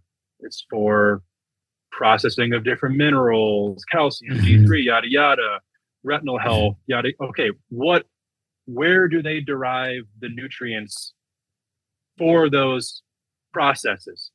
From the diet. Yeah. I mean, like, Timberline created a whole product line. They're probably the biggest company within this industry to fix the problem of how nutritionally deficient bugs are. Gut loading exists in bug feeders. There's emphasis on nutrition of the feeders. Right. Why not in rodent feeders? Yeah.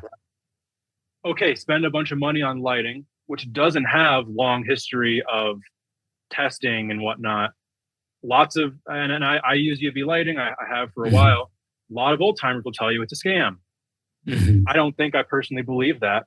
But if someone who's been keeping for 60 years comes to me and say, this has been working forever, I tried it, nothing happened. And now I've spent $200 on some bulbs that I'm not even going to use. Okay, well, now that company just got their $200. That's a really kind of doom and gloom way to look at it. And it's not a way where, that person's been keeping for 50, 60 years isn't probably looking to change their methods. Right. But Yeah, I think exactly. it's looking at an issue from only one side to a very many-sided issue. Mhm. And why not have a higher quality diet for your rodents, richer in vitamin A, like, richer in all different sorts of nutrients, more natural type of diet. Like, who's to say that doesn't benefit the animal 10 times more than the lighting does? Sure. And Totally. focusing on lighting for these not for nocturnal animals, does that seem like it's akin to their nature? How much ultraviolet light will a nocturnal snake be? Will they experience? I don't know. I don't know. These are just questions. Totally. This is not me And saying the this answer is almost always it depends. Right. It's it's always nuanced. We're talking about live animals and biology, and it's like everything's in gradients. It's none of it's in black and white. And the thing that sucks is that most people look at it in a black and white. Yeah, of course. And that's where, like, I don't get involved in conversations like that, because you're not really going to get anywhere. If two people are having an argument about lighting on Facebook, they're just trying to convince the other one of their side. They're not actually having a conversation to advance their knowledge. It's a debate. It's not a conversation. Yeah, more often than not. Yeah. So, but then in a conversation like this, that's very much not what we're doing. I think this is where actual progress gets made, even as far as just getting the words out there to get people thinking.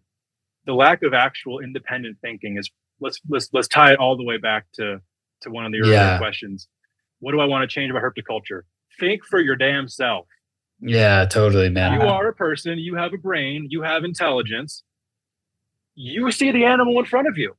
You see how it reacts to this and how it reacts to that. Trust yourself, especially as you become more experienced. Your eyes are not deceiving you. And oftentimes, have your mentors, ask questions. I'm not discouraging that.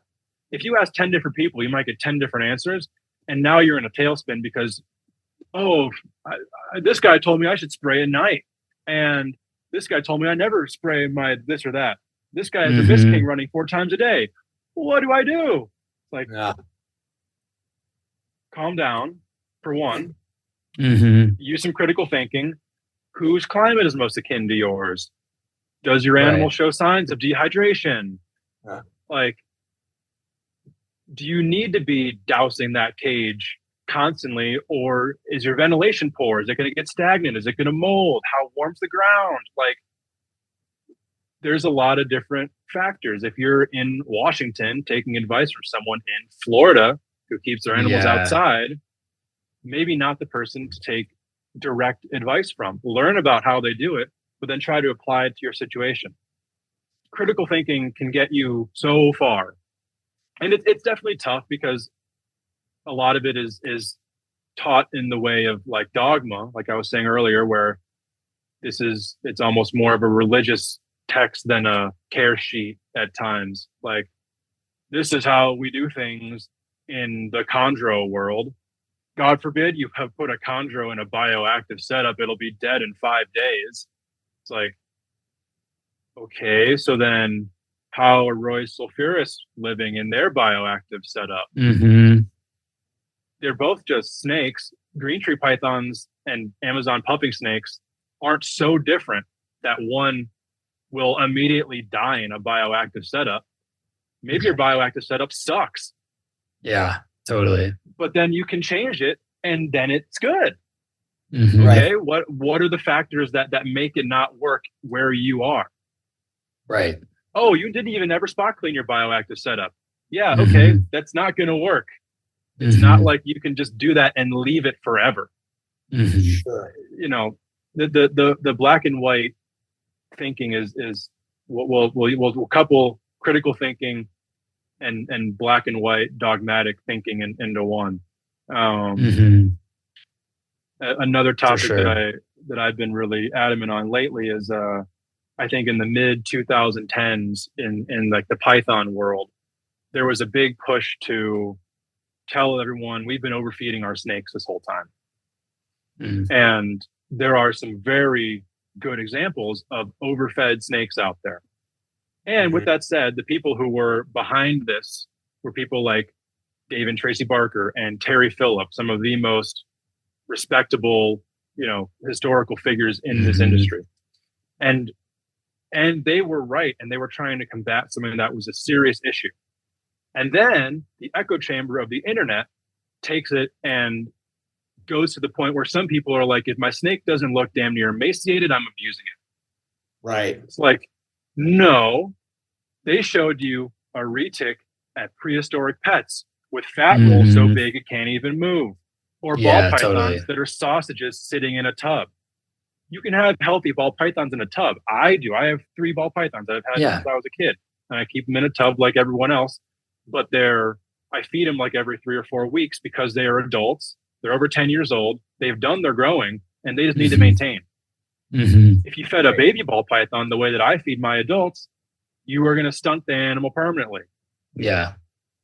It's not black and white.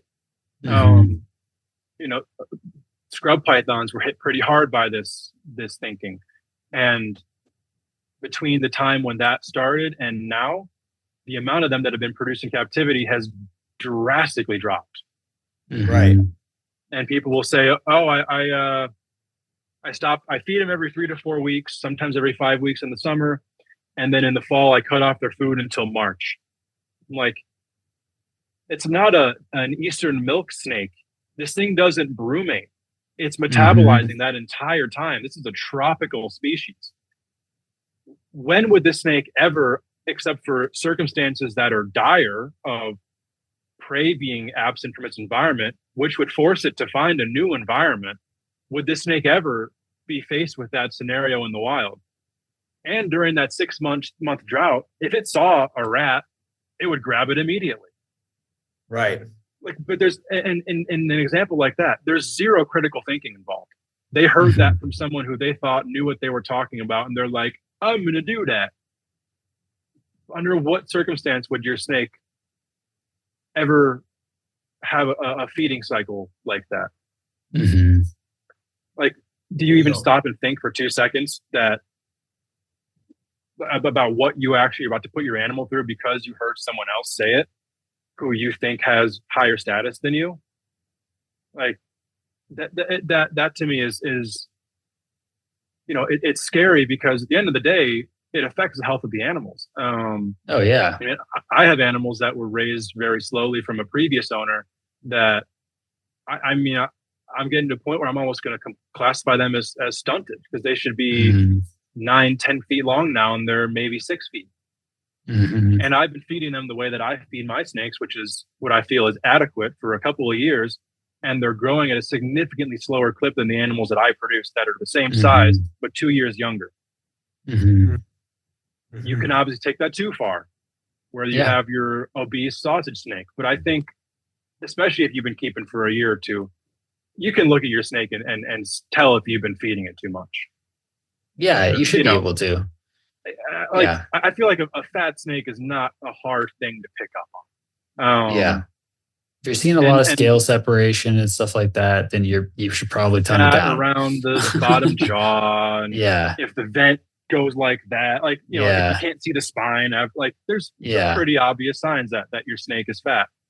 And then you just cut back on its feeding. And I think one thing that a lot of people, I think just originally don't know about and then also don't apply to their animals is, most people, especially in the US, don't have almost any knowledge of nutrition for themselves. Anybody who's ever been an athlete or whatever has had to learn about, caloric deficits and macronutrients and yada yada. And you can apply all the same principles to your animals. For sure. Okay. We either need to add weight to an animal, subtract weight, or maintain weight. It's not this species eats this often. It's what does this individual need? Right. And what are your objectives with that individual too? Right. Okay. Is this a breeder female? Okay. We're looking at a breeder female. The nature of the reproductive cycle will require that snake in the wild to not eat food for maybe upwards of 6 months while developing ovum, ovulating, and developing eggs, laying them properly, and then defending them. If that snake doesn't have reserves of body fat, there is no way in hell it can do that. Yeah, exactly. It just can't. Like, that snake just will not be able to go through that process, because in the wild, it's like, okay, I'm a snake, I'm underweight, I will die if I do this. Yeah, totally. It's not going to happen. Like, it's very basic biology. If I don't have the reserves to push through, I will die. So will all of my babies. It's pretty basic stuff. If this is if it's a pet, okay, you can treat it differently. This thing is not going to go through reproductive cycles. You don't need to have it gain excess weight at certain times of the year. You can you can just maintain. If it's at a healthy body weight, give it an adequate meal every 3 to 4 weeks, or if it's a colubrid, every week, just give it an appropriate meal. And if you can see that snake is maintaining that weight, you're doing it right. Right. The evidence is shown right in front of you. But then that echo chamber, often Facebook land, will make you question everything that you just observed that was accurate. They're like, oh, I'm giving my carpet python a large rat every month, and it's 8 feet long, and it's slender, muscular. And then someone is like, oh, that snake is obese, it has fatty liver disease, it's going to die in a month. You're like, what? Like, my carpet pythons only eat small rats. It's like, now you're going to, especially if you don't have the eye to critically assess the situation, you're going to go into a crisis mode of, oh my God, I love this animal. Did I just abuse it? And it's like, okay, who has a better take on the situation? You, with the animal in your hands, you've raised it, you take care of it every day, or a person 1,000 miles away from you on Facebook who's just seeing a picture of it? Totally. If you're a keeper, if you're attentive, if you think you do a good job, trust yourself more, because you will have a better take on your animals than anybody else, because you're the one who is seeing them. Yep. Trust yourself more. Exactly. True that. Well said, man. On like the kind of like the other side of this coin, I'm curious if like there are any like broader trends or anything like that you're seeing in herpetoculture right now that you're like excited about. Like I'm curious to see where this goes, or like I'm stoked to see this as an emerging trend. Is there anything like that moving for you right now? Yeah, certainly. I think the move towards bioactive is one that I'm a fan of. And I'm a fan of it for the principle behind it. And like kind of we're saying earlier, not quite so much of a fan of the execution, because for me, the principle behind it is, how do we do better for these animals that we love? Right. If that's not anyone's, but you can do that in a rack system. You can do that in a cage, with a simple cage with bedding that you change ever so often. There's a lot of ways to do that. But if no one's doing bioactive to mass produce something, you're just not. So I feel like innately with bioactive comes like, kind of like a sympathetic view of your animals and trying to do better for them. For sure. There's a ton of bullying in that space, and it's pretty disgusting to see. A lot of elitism, which at the same time is I hate to see it. But I think if that could somehow be addressed, or if new people can be talking about these topics in a more compassionate tone, and like a teacher, like imagine you're teaching third graders. You're not going to yell at your third grader how stupid they are because they did their math problem like this. I mean, not to equate new keepers to third graders, but there's a level of empathy that needs to come with teaching someone a new thing. If you were brand new at something and someone just berated you and made you cry, you're not going to be so stoked on it anymore. I wouldn't be so stoked on it anymore. So I guess to kind of pull it back a little, I like that a lot. I like that with that also comes an emphasis on being really particular about your collection, and because to have bioactive enclosures, it takes up more space. You can't have as many animals. You got to be really particular with what you keep. And I think that will also come with a greater species diversity being produced in captivity. And I think that I mean, I think all three of us are examples of people who have taken species that were only almost historically ever available as imports, and we're establishing them in captivity to where if those imports get cut off, we'll be good. Yeah, we'll be fine. Captivity will be fine. I mean, I have the genetic potential to produce like 11 or 12th generation barnack scrub pythons that are unrelated to each other, like where I can just keep crossing and crossing and crossing. And that was something that was on my mind as I was building up the collection. Was I want to be able to do it the way that I feel like would be the best in the long run. And we're not going to have that luxury with everything, just based on gene pool access. But just for me, that's something that I like that I can do. And that's not me being like, hey, those are half siblings. Fuck you. Yeah. No, the situations are entirely, individual onto themselves. Like the Abronia, for instance. Tons of Abronia came in for a while. Almost every single one of them died. Absolutely tragic. I think that's probably so far the greatest example of the hobby being the leading source of a species diminishing in the wild. Where it tipped the scales of, we're going to start assurance colonies to 500 are coming over the border a day. Are these supposed to be critically endangered species? How many of them are left? But fortunately, a handful of people, and I'd like to put myself in that, myself included, had actually produced them. And now there are captive bred animals that are out there. Unfortunately, the gene pool of those won't be super deep.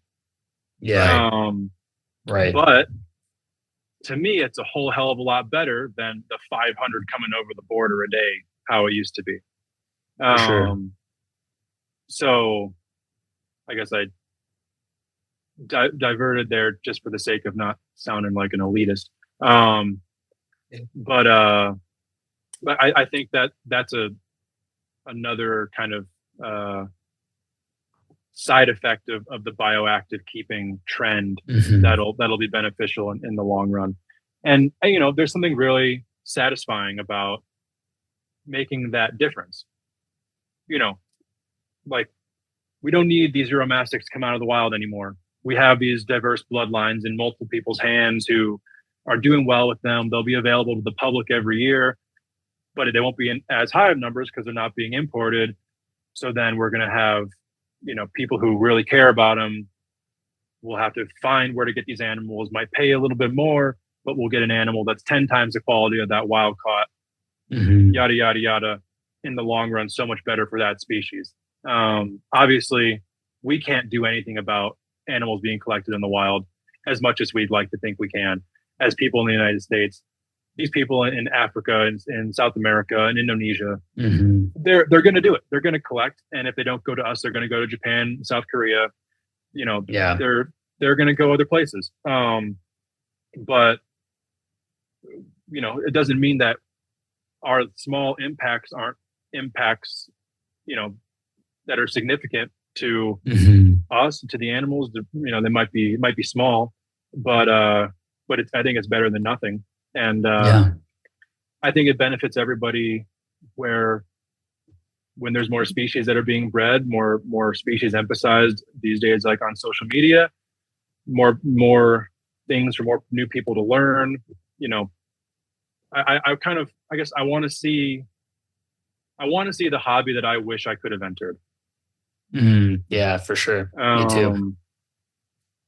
And that's, part of why I like to try to answer messages and just, post positive things and, comment on people's stuff when like someone has a clutch, congratulate them on their clutch, or be a source of, be that person you'd want to comment on your post. You see that person you looked up to, shoot you a DM. Congratulations on the clutch. That's awesome. Let me, just show me pictures when they hatch. That's a great feeling. That's an incredible feeling. And if you can give someone else that feeling, that's a significant a significant accomplishment in my view. Agreed. So I guess we've continued to go in circles off of topics, but no, yeah, I mean, this is what it's all about. Yeah. Yeah. A shorter answer. I'd like to see 80 to 90% of the reptile shows go away. That would be cool. Make reptile shows special again. Yeah. We'll make some red hats if we need to. No. But yeah, that's I think that would be a cool thing to see. But then again, that's also someone's living though, putting on those shows where they live. So totally. Who am I to tell them not to run their shows? But I respect the point though. It's like there is something about just like oversaturation, and like I don't know. I think there's also that there's also a very American ideal of like choice, like but at the end of the day, when it's like the choice is like between like what brand of cola do you want to get? It's like, do we really need that many different choices of different brands of cola? Or it becomes a kind of funny thing at a certain point. So I get what you're saying there. Another thing I'm curious about asking you about too, just like, I mean, we're getting close to probably having to wrap pretty soon. We're already at 2 hours, which is awesome. Okay. But sure doesn't feel like I'm really curious. I know, dude. It's like we can just do this. I mean, I wish we were all just like sitting in the same place right now, because I feel like we would just be able to just keep rapping. But we will eventually. But I would feel remiss if I didn't ask you about Herpeton, because that's actually where I first met you. Yeah. You're a young dude. You're there with Forrest, and I went to that show knowing nobody. I was just back in the hobby after being away for a decade. That was like a few months back for me, and I'm just curious about like for you, as a young person at that time, going to that experience, being surrounded by all these legends. What was that like for you? Has it had a lasting impact on you? Because that, for me, I look back on that event a lot. I was just like, wow, that was actually a really special thing. And I wasn't even fully aware of that at the time. Because again, it was like just this lucky moment that I happened to be able to go. And yeah. I mean, that was, that's a weekend that won't be able to be replicated. I was exhausted the weekend before. I had just moved my life from Chicago to Indiana. So, and on top of that, doing all the rodent shipping and, preparing to leave, I was exhausted. And then we all got dragged out herping every night after, after listening to talks all day. But I wouldn't have had it any other way.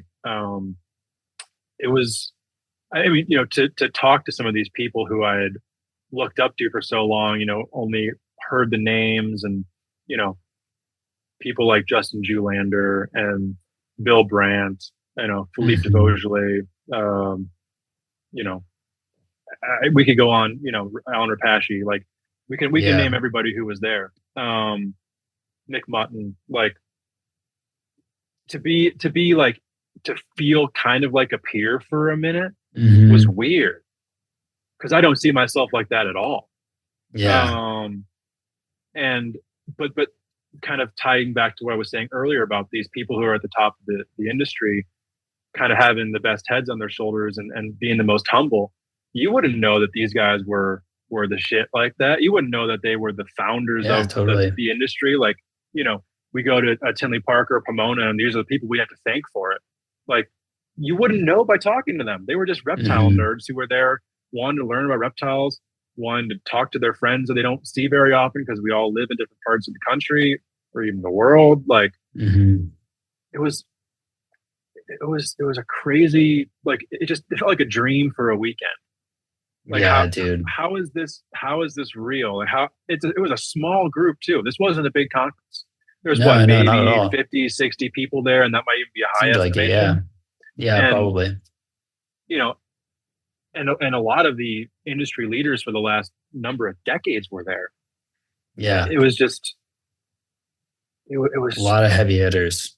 God, it's something that would be so hard to replicate. You know, the talk at the end about the legislation and how we should all proceed, you know, that was an interesting one to me, because we can get into the same echo chamber space online with that issue. You know, one thing that what I was thinking about earlier today, just as far as like what to talk about tonight, was back at the beginning of 2021.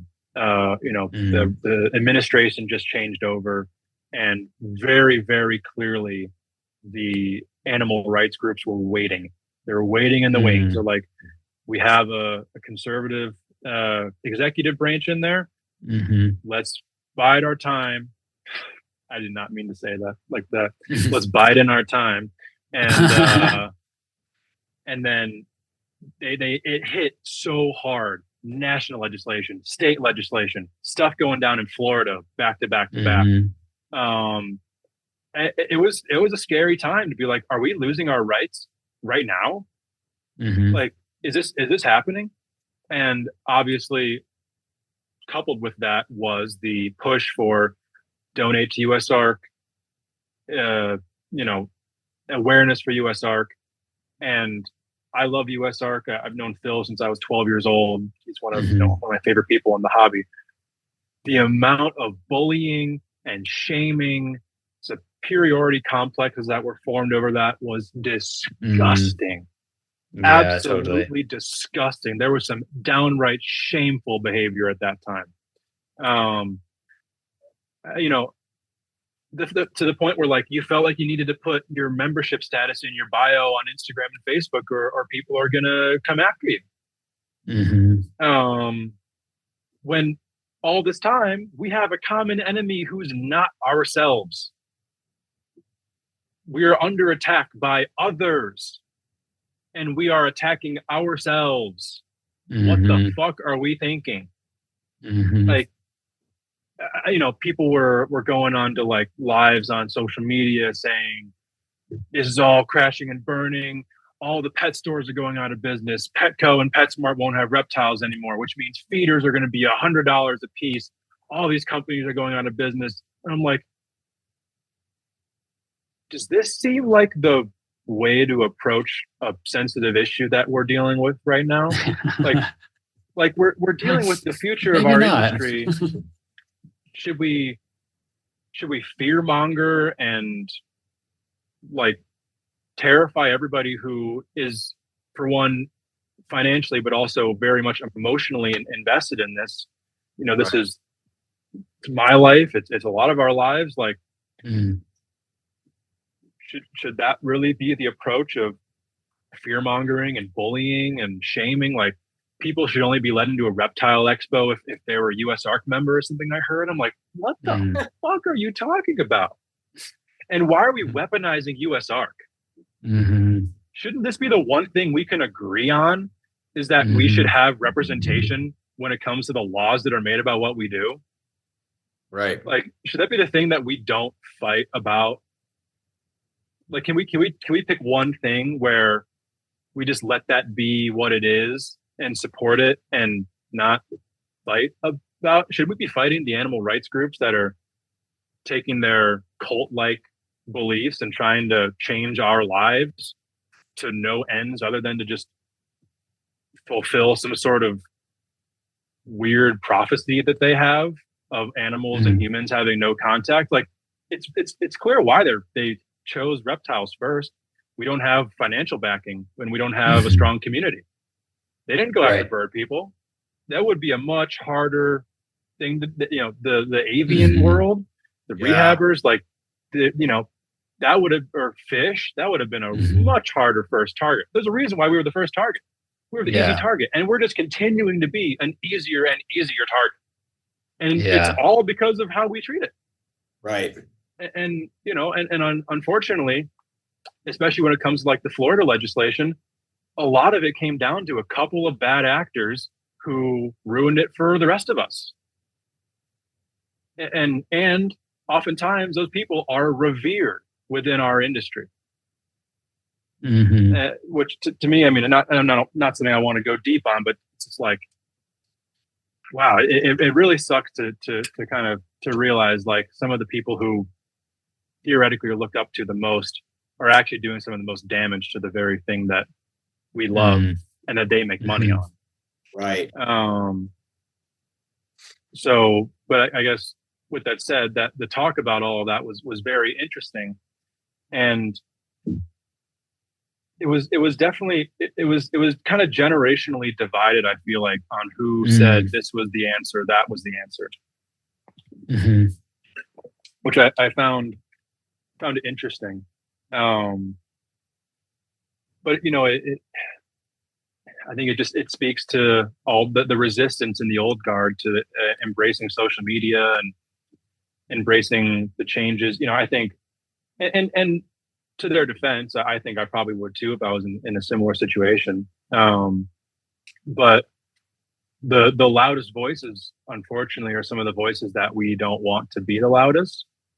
But in a moment like that, and that was one thing that Forrest was saying, which no one else had brought up, was like the eyes are on the pet tubers, for better or worse. That's where the eyes are. And they are subjected to the same laws that we are. So why not try to, you know, bond together against a collective enemy, even though we may not love the you know, the reason why some of these people are doing what they're doing. And I don't think there's one answer to that either, but I think it's a philosophically an interesting thing to think about. It's like, okay, are we willing to compromise how we think is, you know, like the right way to go about doing this? Are we willing to compromise that to be able to keep doing it? And to what degree then are we willing to compromise that? For how long are we willing to compromise that? Because I know I'm not willing to fully compromise that personally. Right. But I'd much rather come to some compromise than lose the ability to do what I do. Yeah, so, totally. Yeah. And you know, no problem that we're gonna solve right now. And I guess we're just lucky enough that USARC is as good at what they do as they are, because there hasn't been any new national legislation like that for probably a couple of years now. You see small local ones pop up from time to time. See the emails and the Facebook posts, and more times than not, those bills don't go through. Yeah, and I think exactly. I think honestly, the reptile industry in that sense is benefiting from some of the international turmoil in the world. It's like we're dealing with Russia, Ukraine, and Israel, Palestine. We don't have time for your snakes. You know, if it gets snuck into a bill, it's like, take that bullshit out of that bill. Like we're dealing with bigger things. We need to, you know. So I think there are definitely bigger fish to fry. Yeah. So not that any of that would be something that I want to happen, so we don't have to deal with our legislation. But yeah, I think that's played a role. I think it has. If you just kind of look at the overall situation, like, you know, back when all these bills were being pushed at the beginning of 2021, you know, we weren't dealing with international. We weren't dealing with World War III. I feel like there was more room in the political bandwidth for something like that to happen.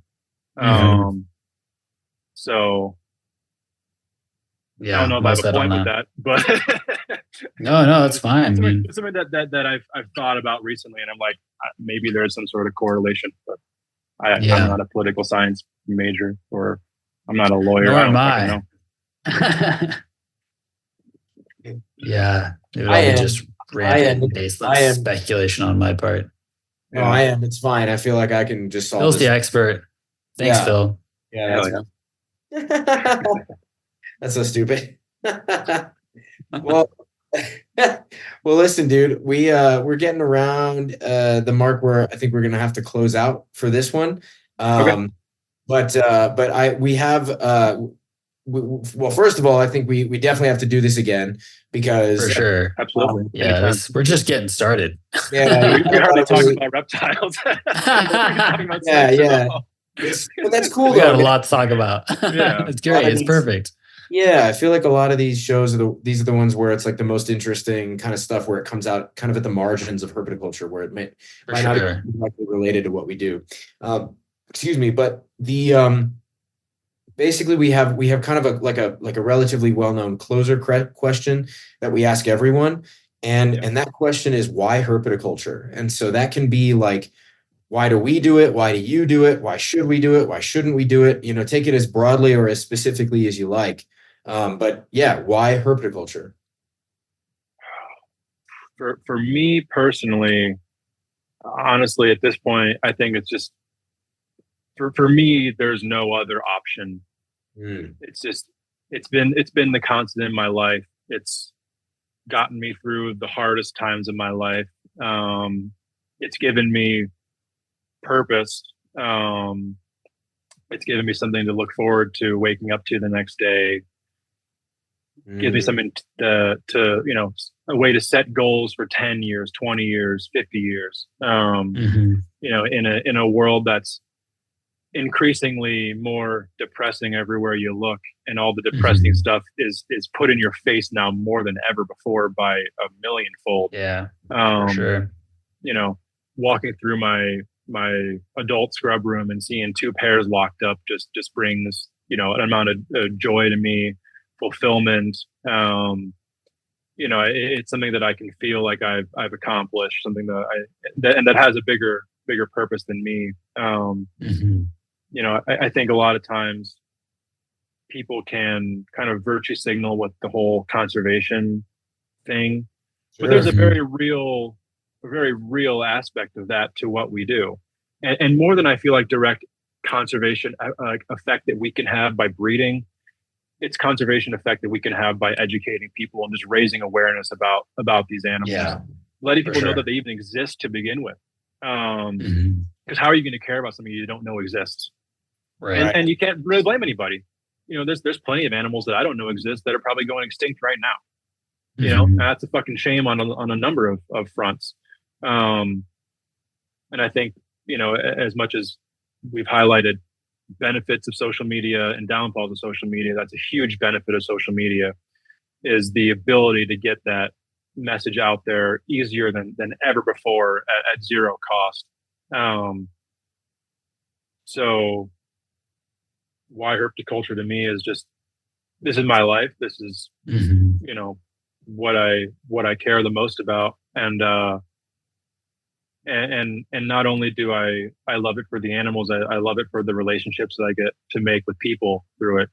My favorite friends who I've ever had through this world of reptiles are the people that I can hang out with for a whole day and not talk about reptiles one time. Yeah, totally. At the end of the day, doing this in a solitary state is pretty lonely and sad. Being able to have a clutch of eggs and send a picture to your 5 friends who you talk to about these snakes makes that clutch that much better, that much more gratifying. I'm all the way across the country from my family. Growing up doing this, it was very difficult to make friends. I don't have any friends from my childhood, other than like people who were my reptile mentors who were 20 years older than me. That's not true. I have one friend. He was a guest recently, Alex Myers. Alex is the man. Alex and I met at the Wildlife Discovery Center, and we were about 14 years old. So that's awesome. But some of my favorite times are just talking to him on the phone, and he's telling me all of his stuff about his sailfin dragons. And I don't know much about sailfin dragons, but just hearing how much he cares about them is so much fun for me to listen to, and it inspires me to approach what I do in a way that I feel like I could step my game up, because I don't know damn near anybody who cares about their thing as much as he cares about his thing. Right. Oh yeah, dude. It's real deep passion. Like people at shows will ask him to identify sailfins for him that they just got in on an import. Like, how don't you? Yeah, for sure. You bought the damn thing. Right. But let me go ask this guy in his early 20s. Yeah, exactly. But to me, that's so cool. It's awesome to be able to, and that's to me so much more meaningful than what I see a lot of people in my age group doing. And as isolating as that might be, to kind of waver from what's kind of considered normal, I'd rather do it this way than the other way. So yeah, to me, the hobby, the reptile community, yada yada, it's been my life for so long now that it's everything to me. Right. Oh yeah, man. That was a great answer. Very well said. Lots of layers to it. I relate to a lot of it. And yeah, man, where can folks find you if they want to get in touch and inquire about scrubs or just follow along with what you're doing? Where's the best places for that? Just Instagram and Facebook. Instagram is at Scrub Shepherd. Facebook, just my name, Steven Kush. If anyone is interested in the new Scrub Python and Bolin's group, it's just Somalia, the genus name on Facebook. It's brand new, but we'll see what we can do with it. There's obviously plenty of other good groups out there as well. A lot of good information. But yeah, that's where you can find me. And that's awesome, man. That's nice, dude. Well, I look forward to the next time we do this. Like Phil said, it feels absolutely. like this is part one of what will be many parts, I'm sure. So thanks again for the time, man. It's been a pleasure. As you can tell, I can talk forever on a podcast. So whenever you want to do it. We're the same way. And also it's perfect for me because I like to listen more than I like to talk. So it's great. Yeah. Hell yeah. Same. All right, I'm gonna talk too much. keep that whiskey flowing. Hell yeah. There we go. All right, I'm gonna hit the button with that one.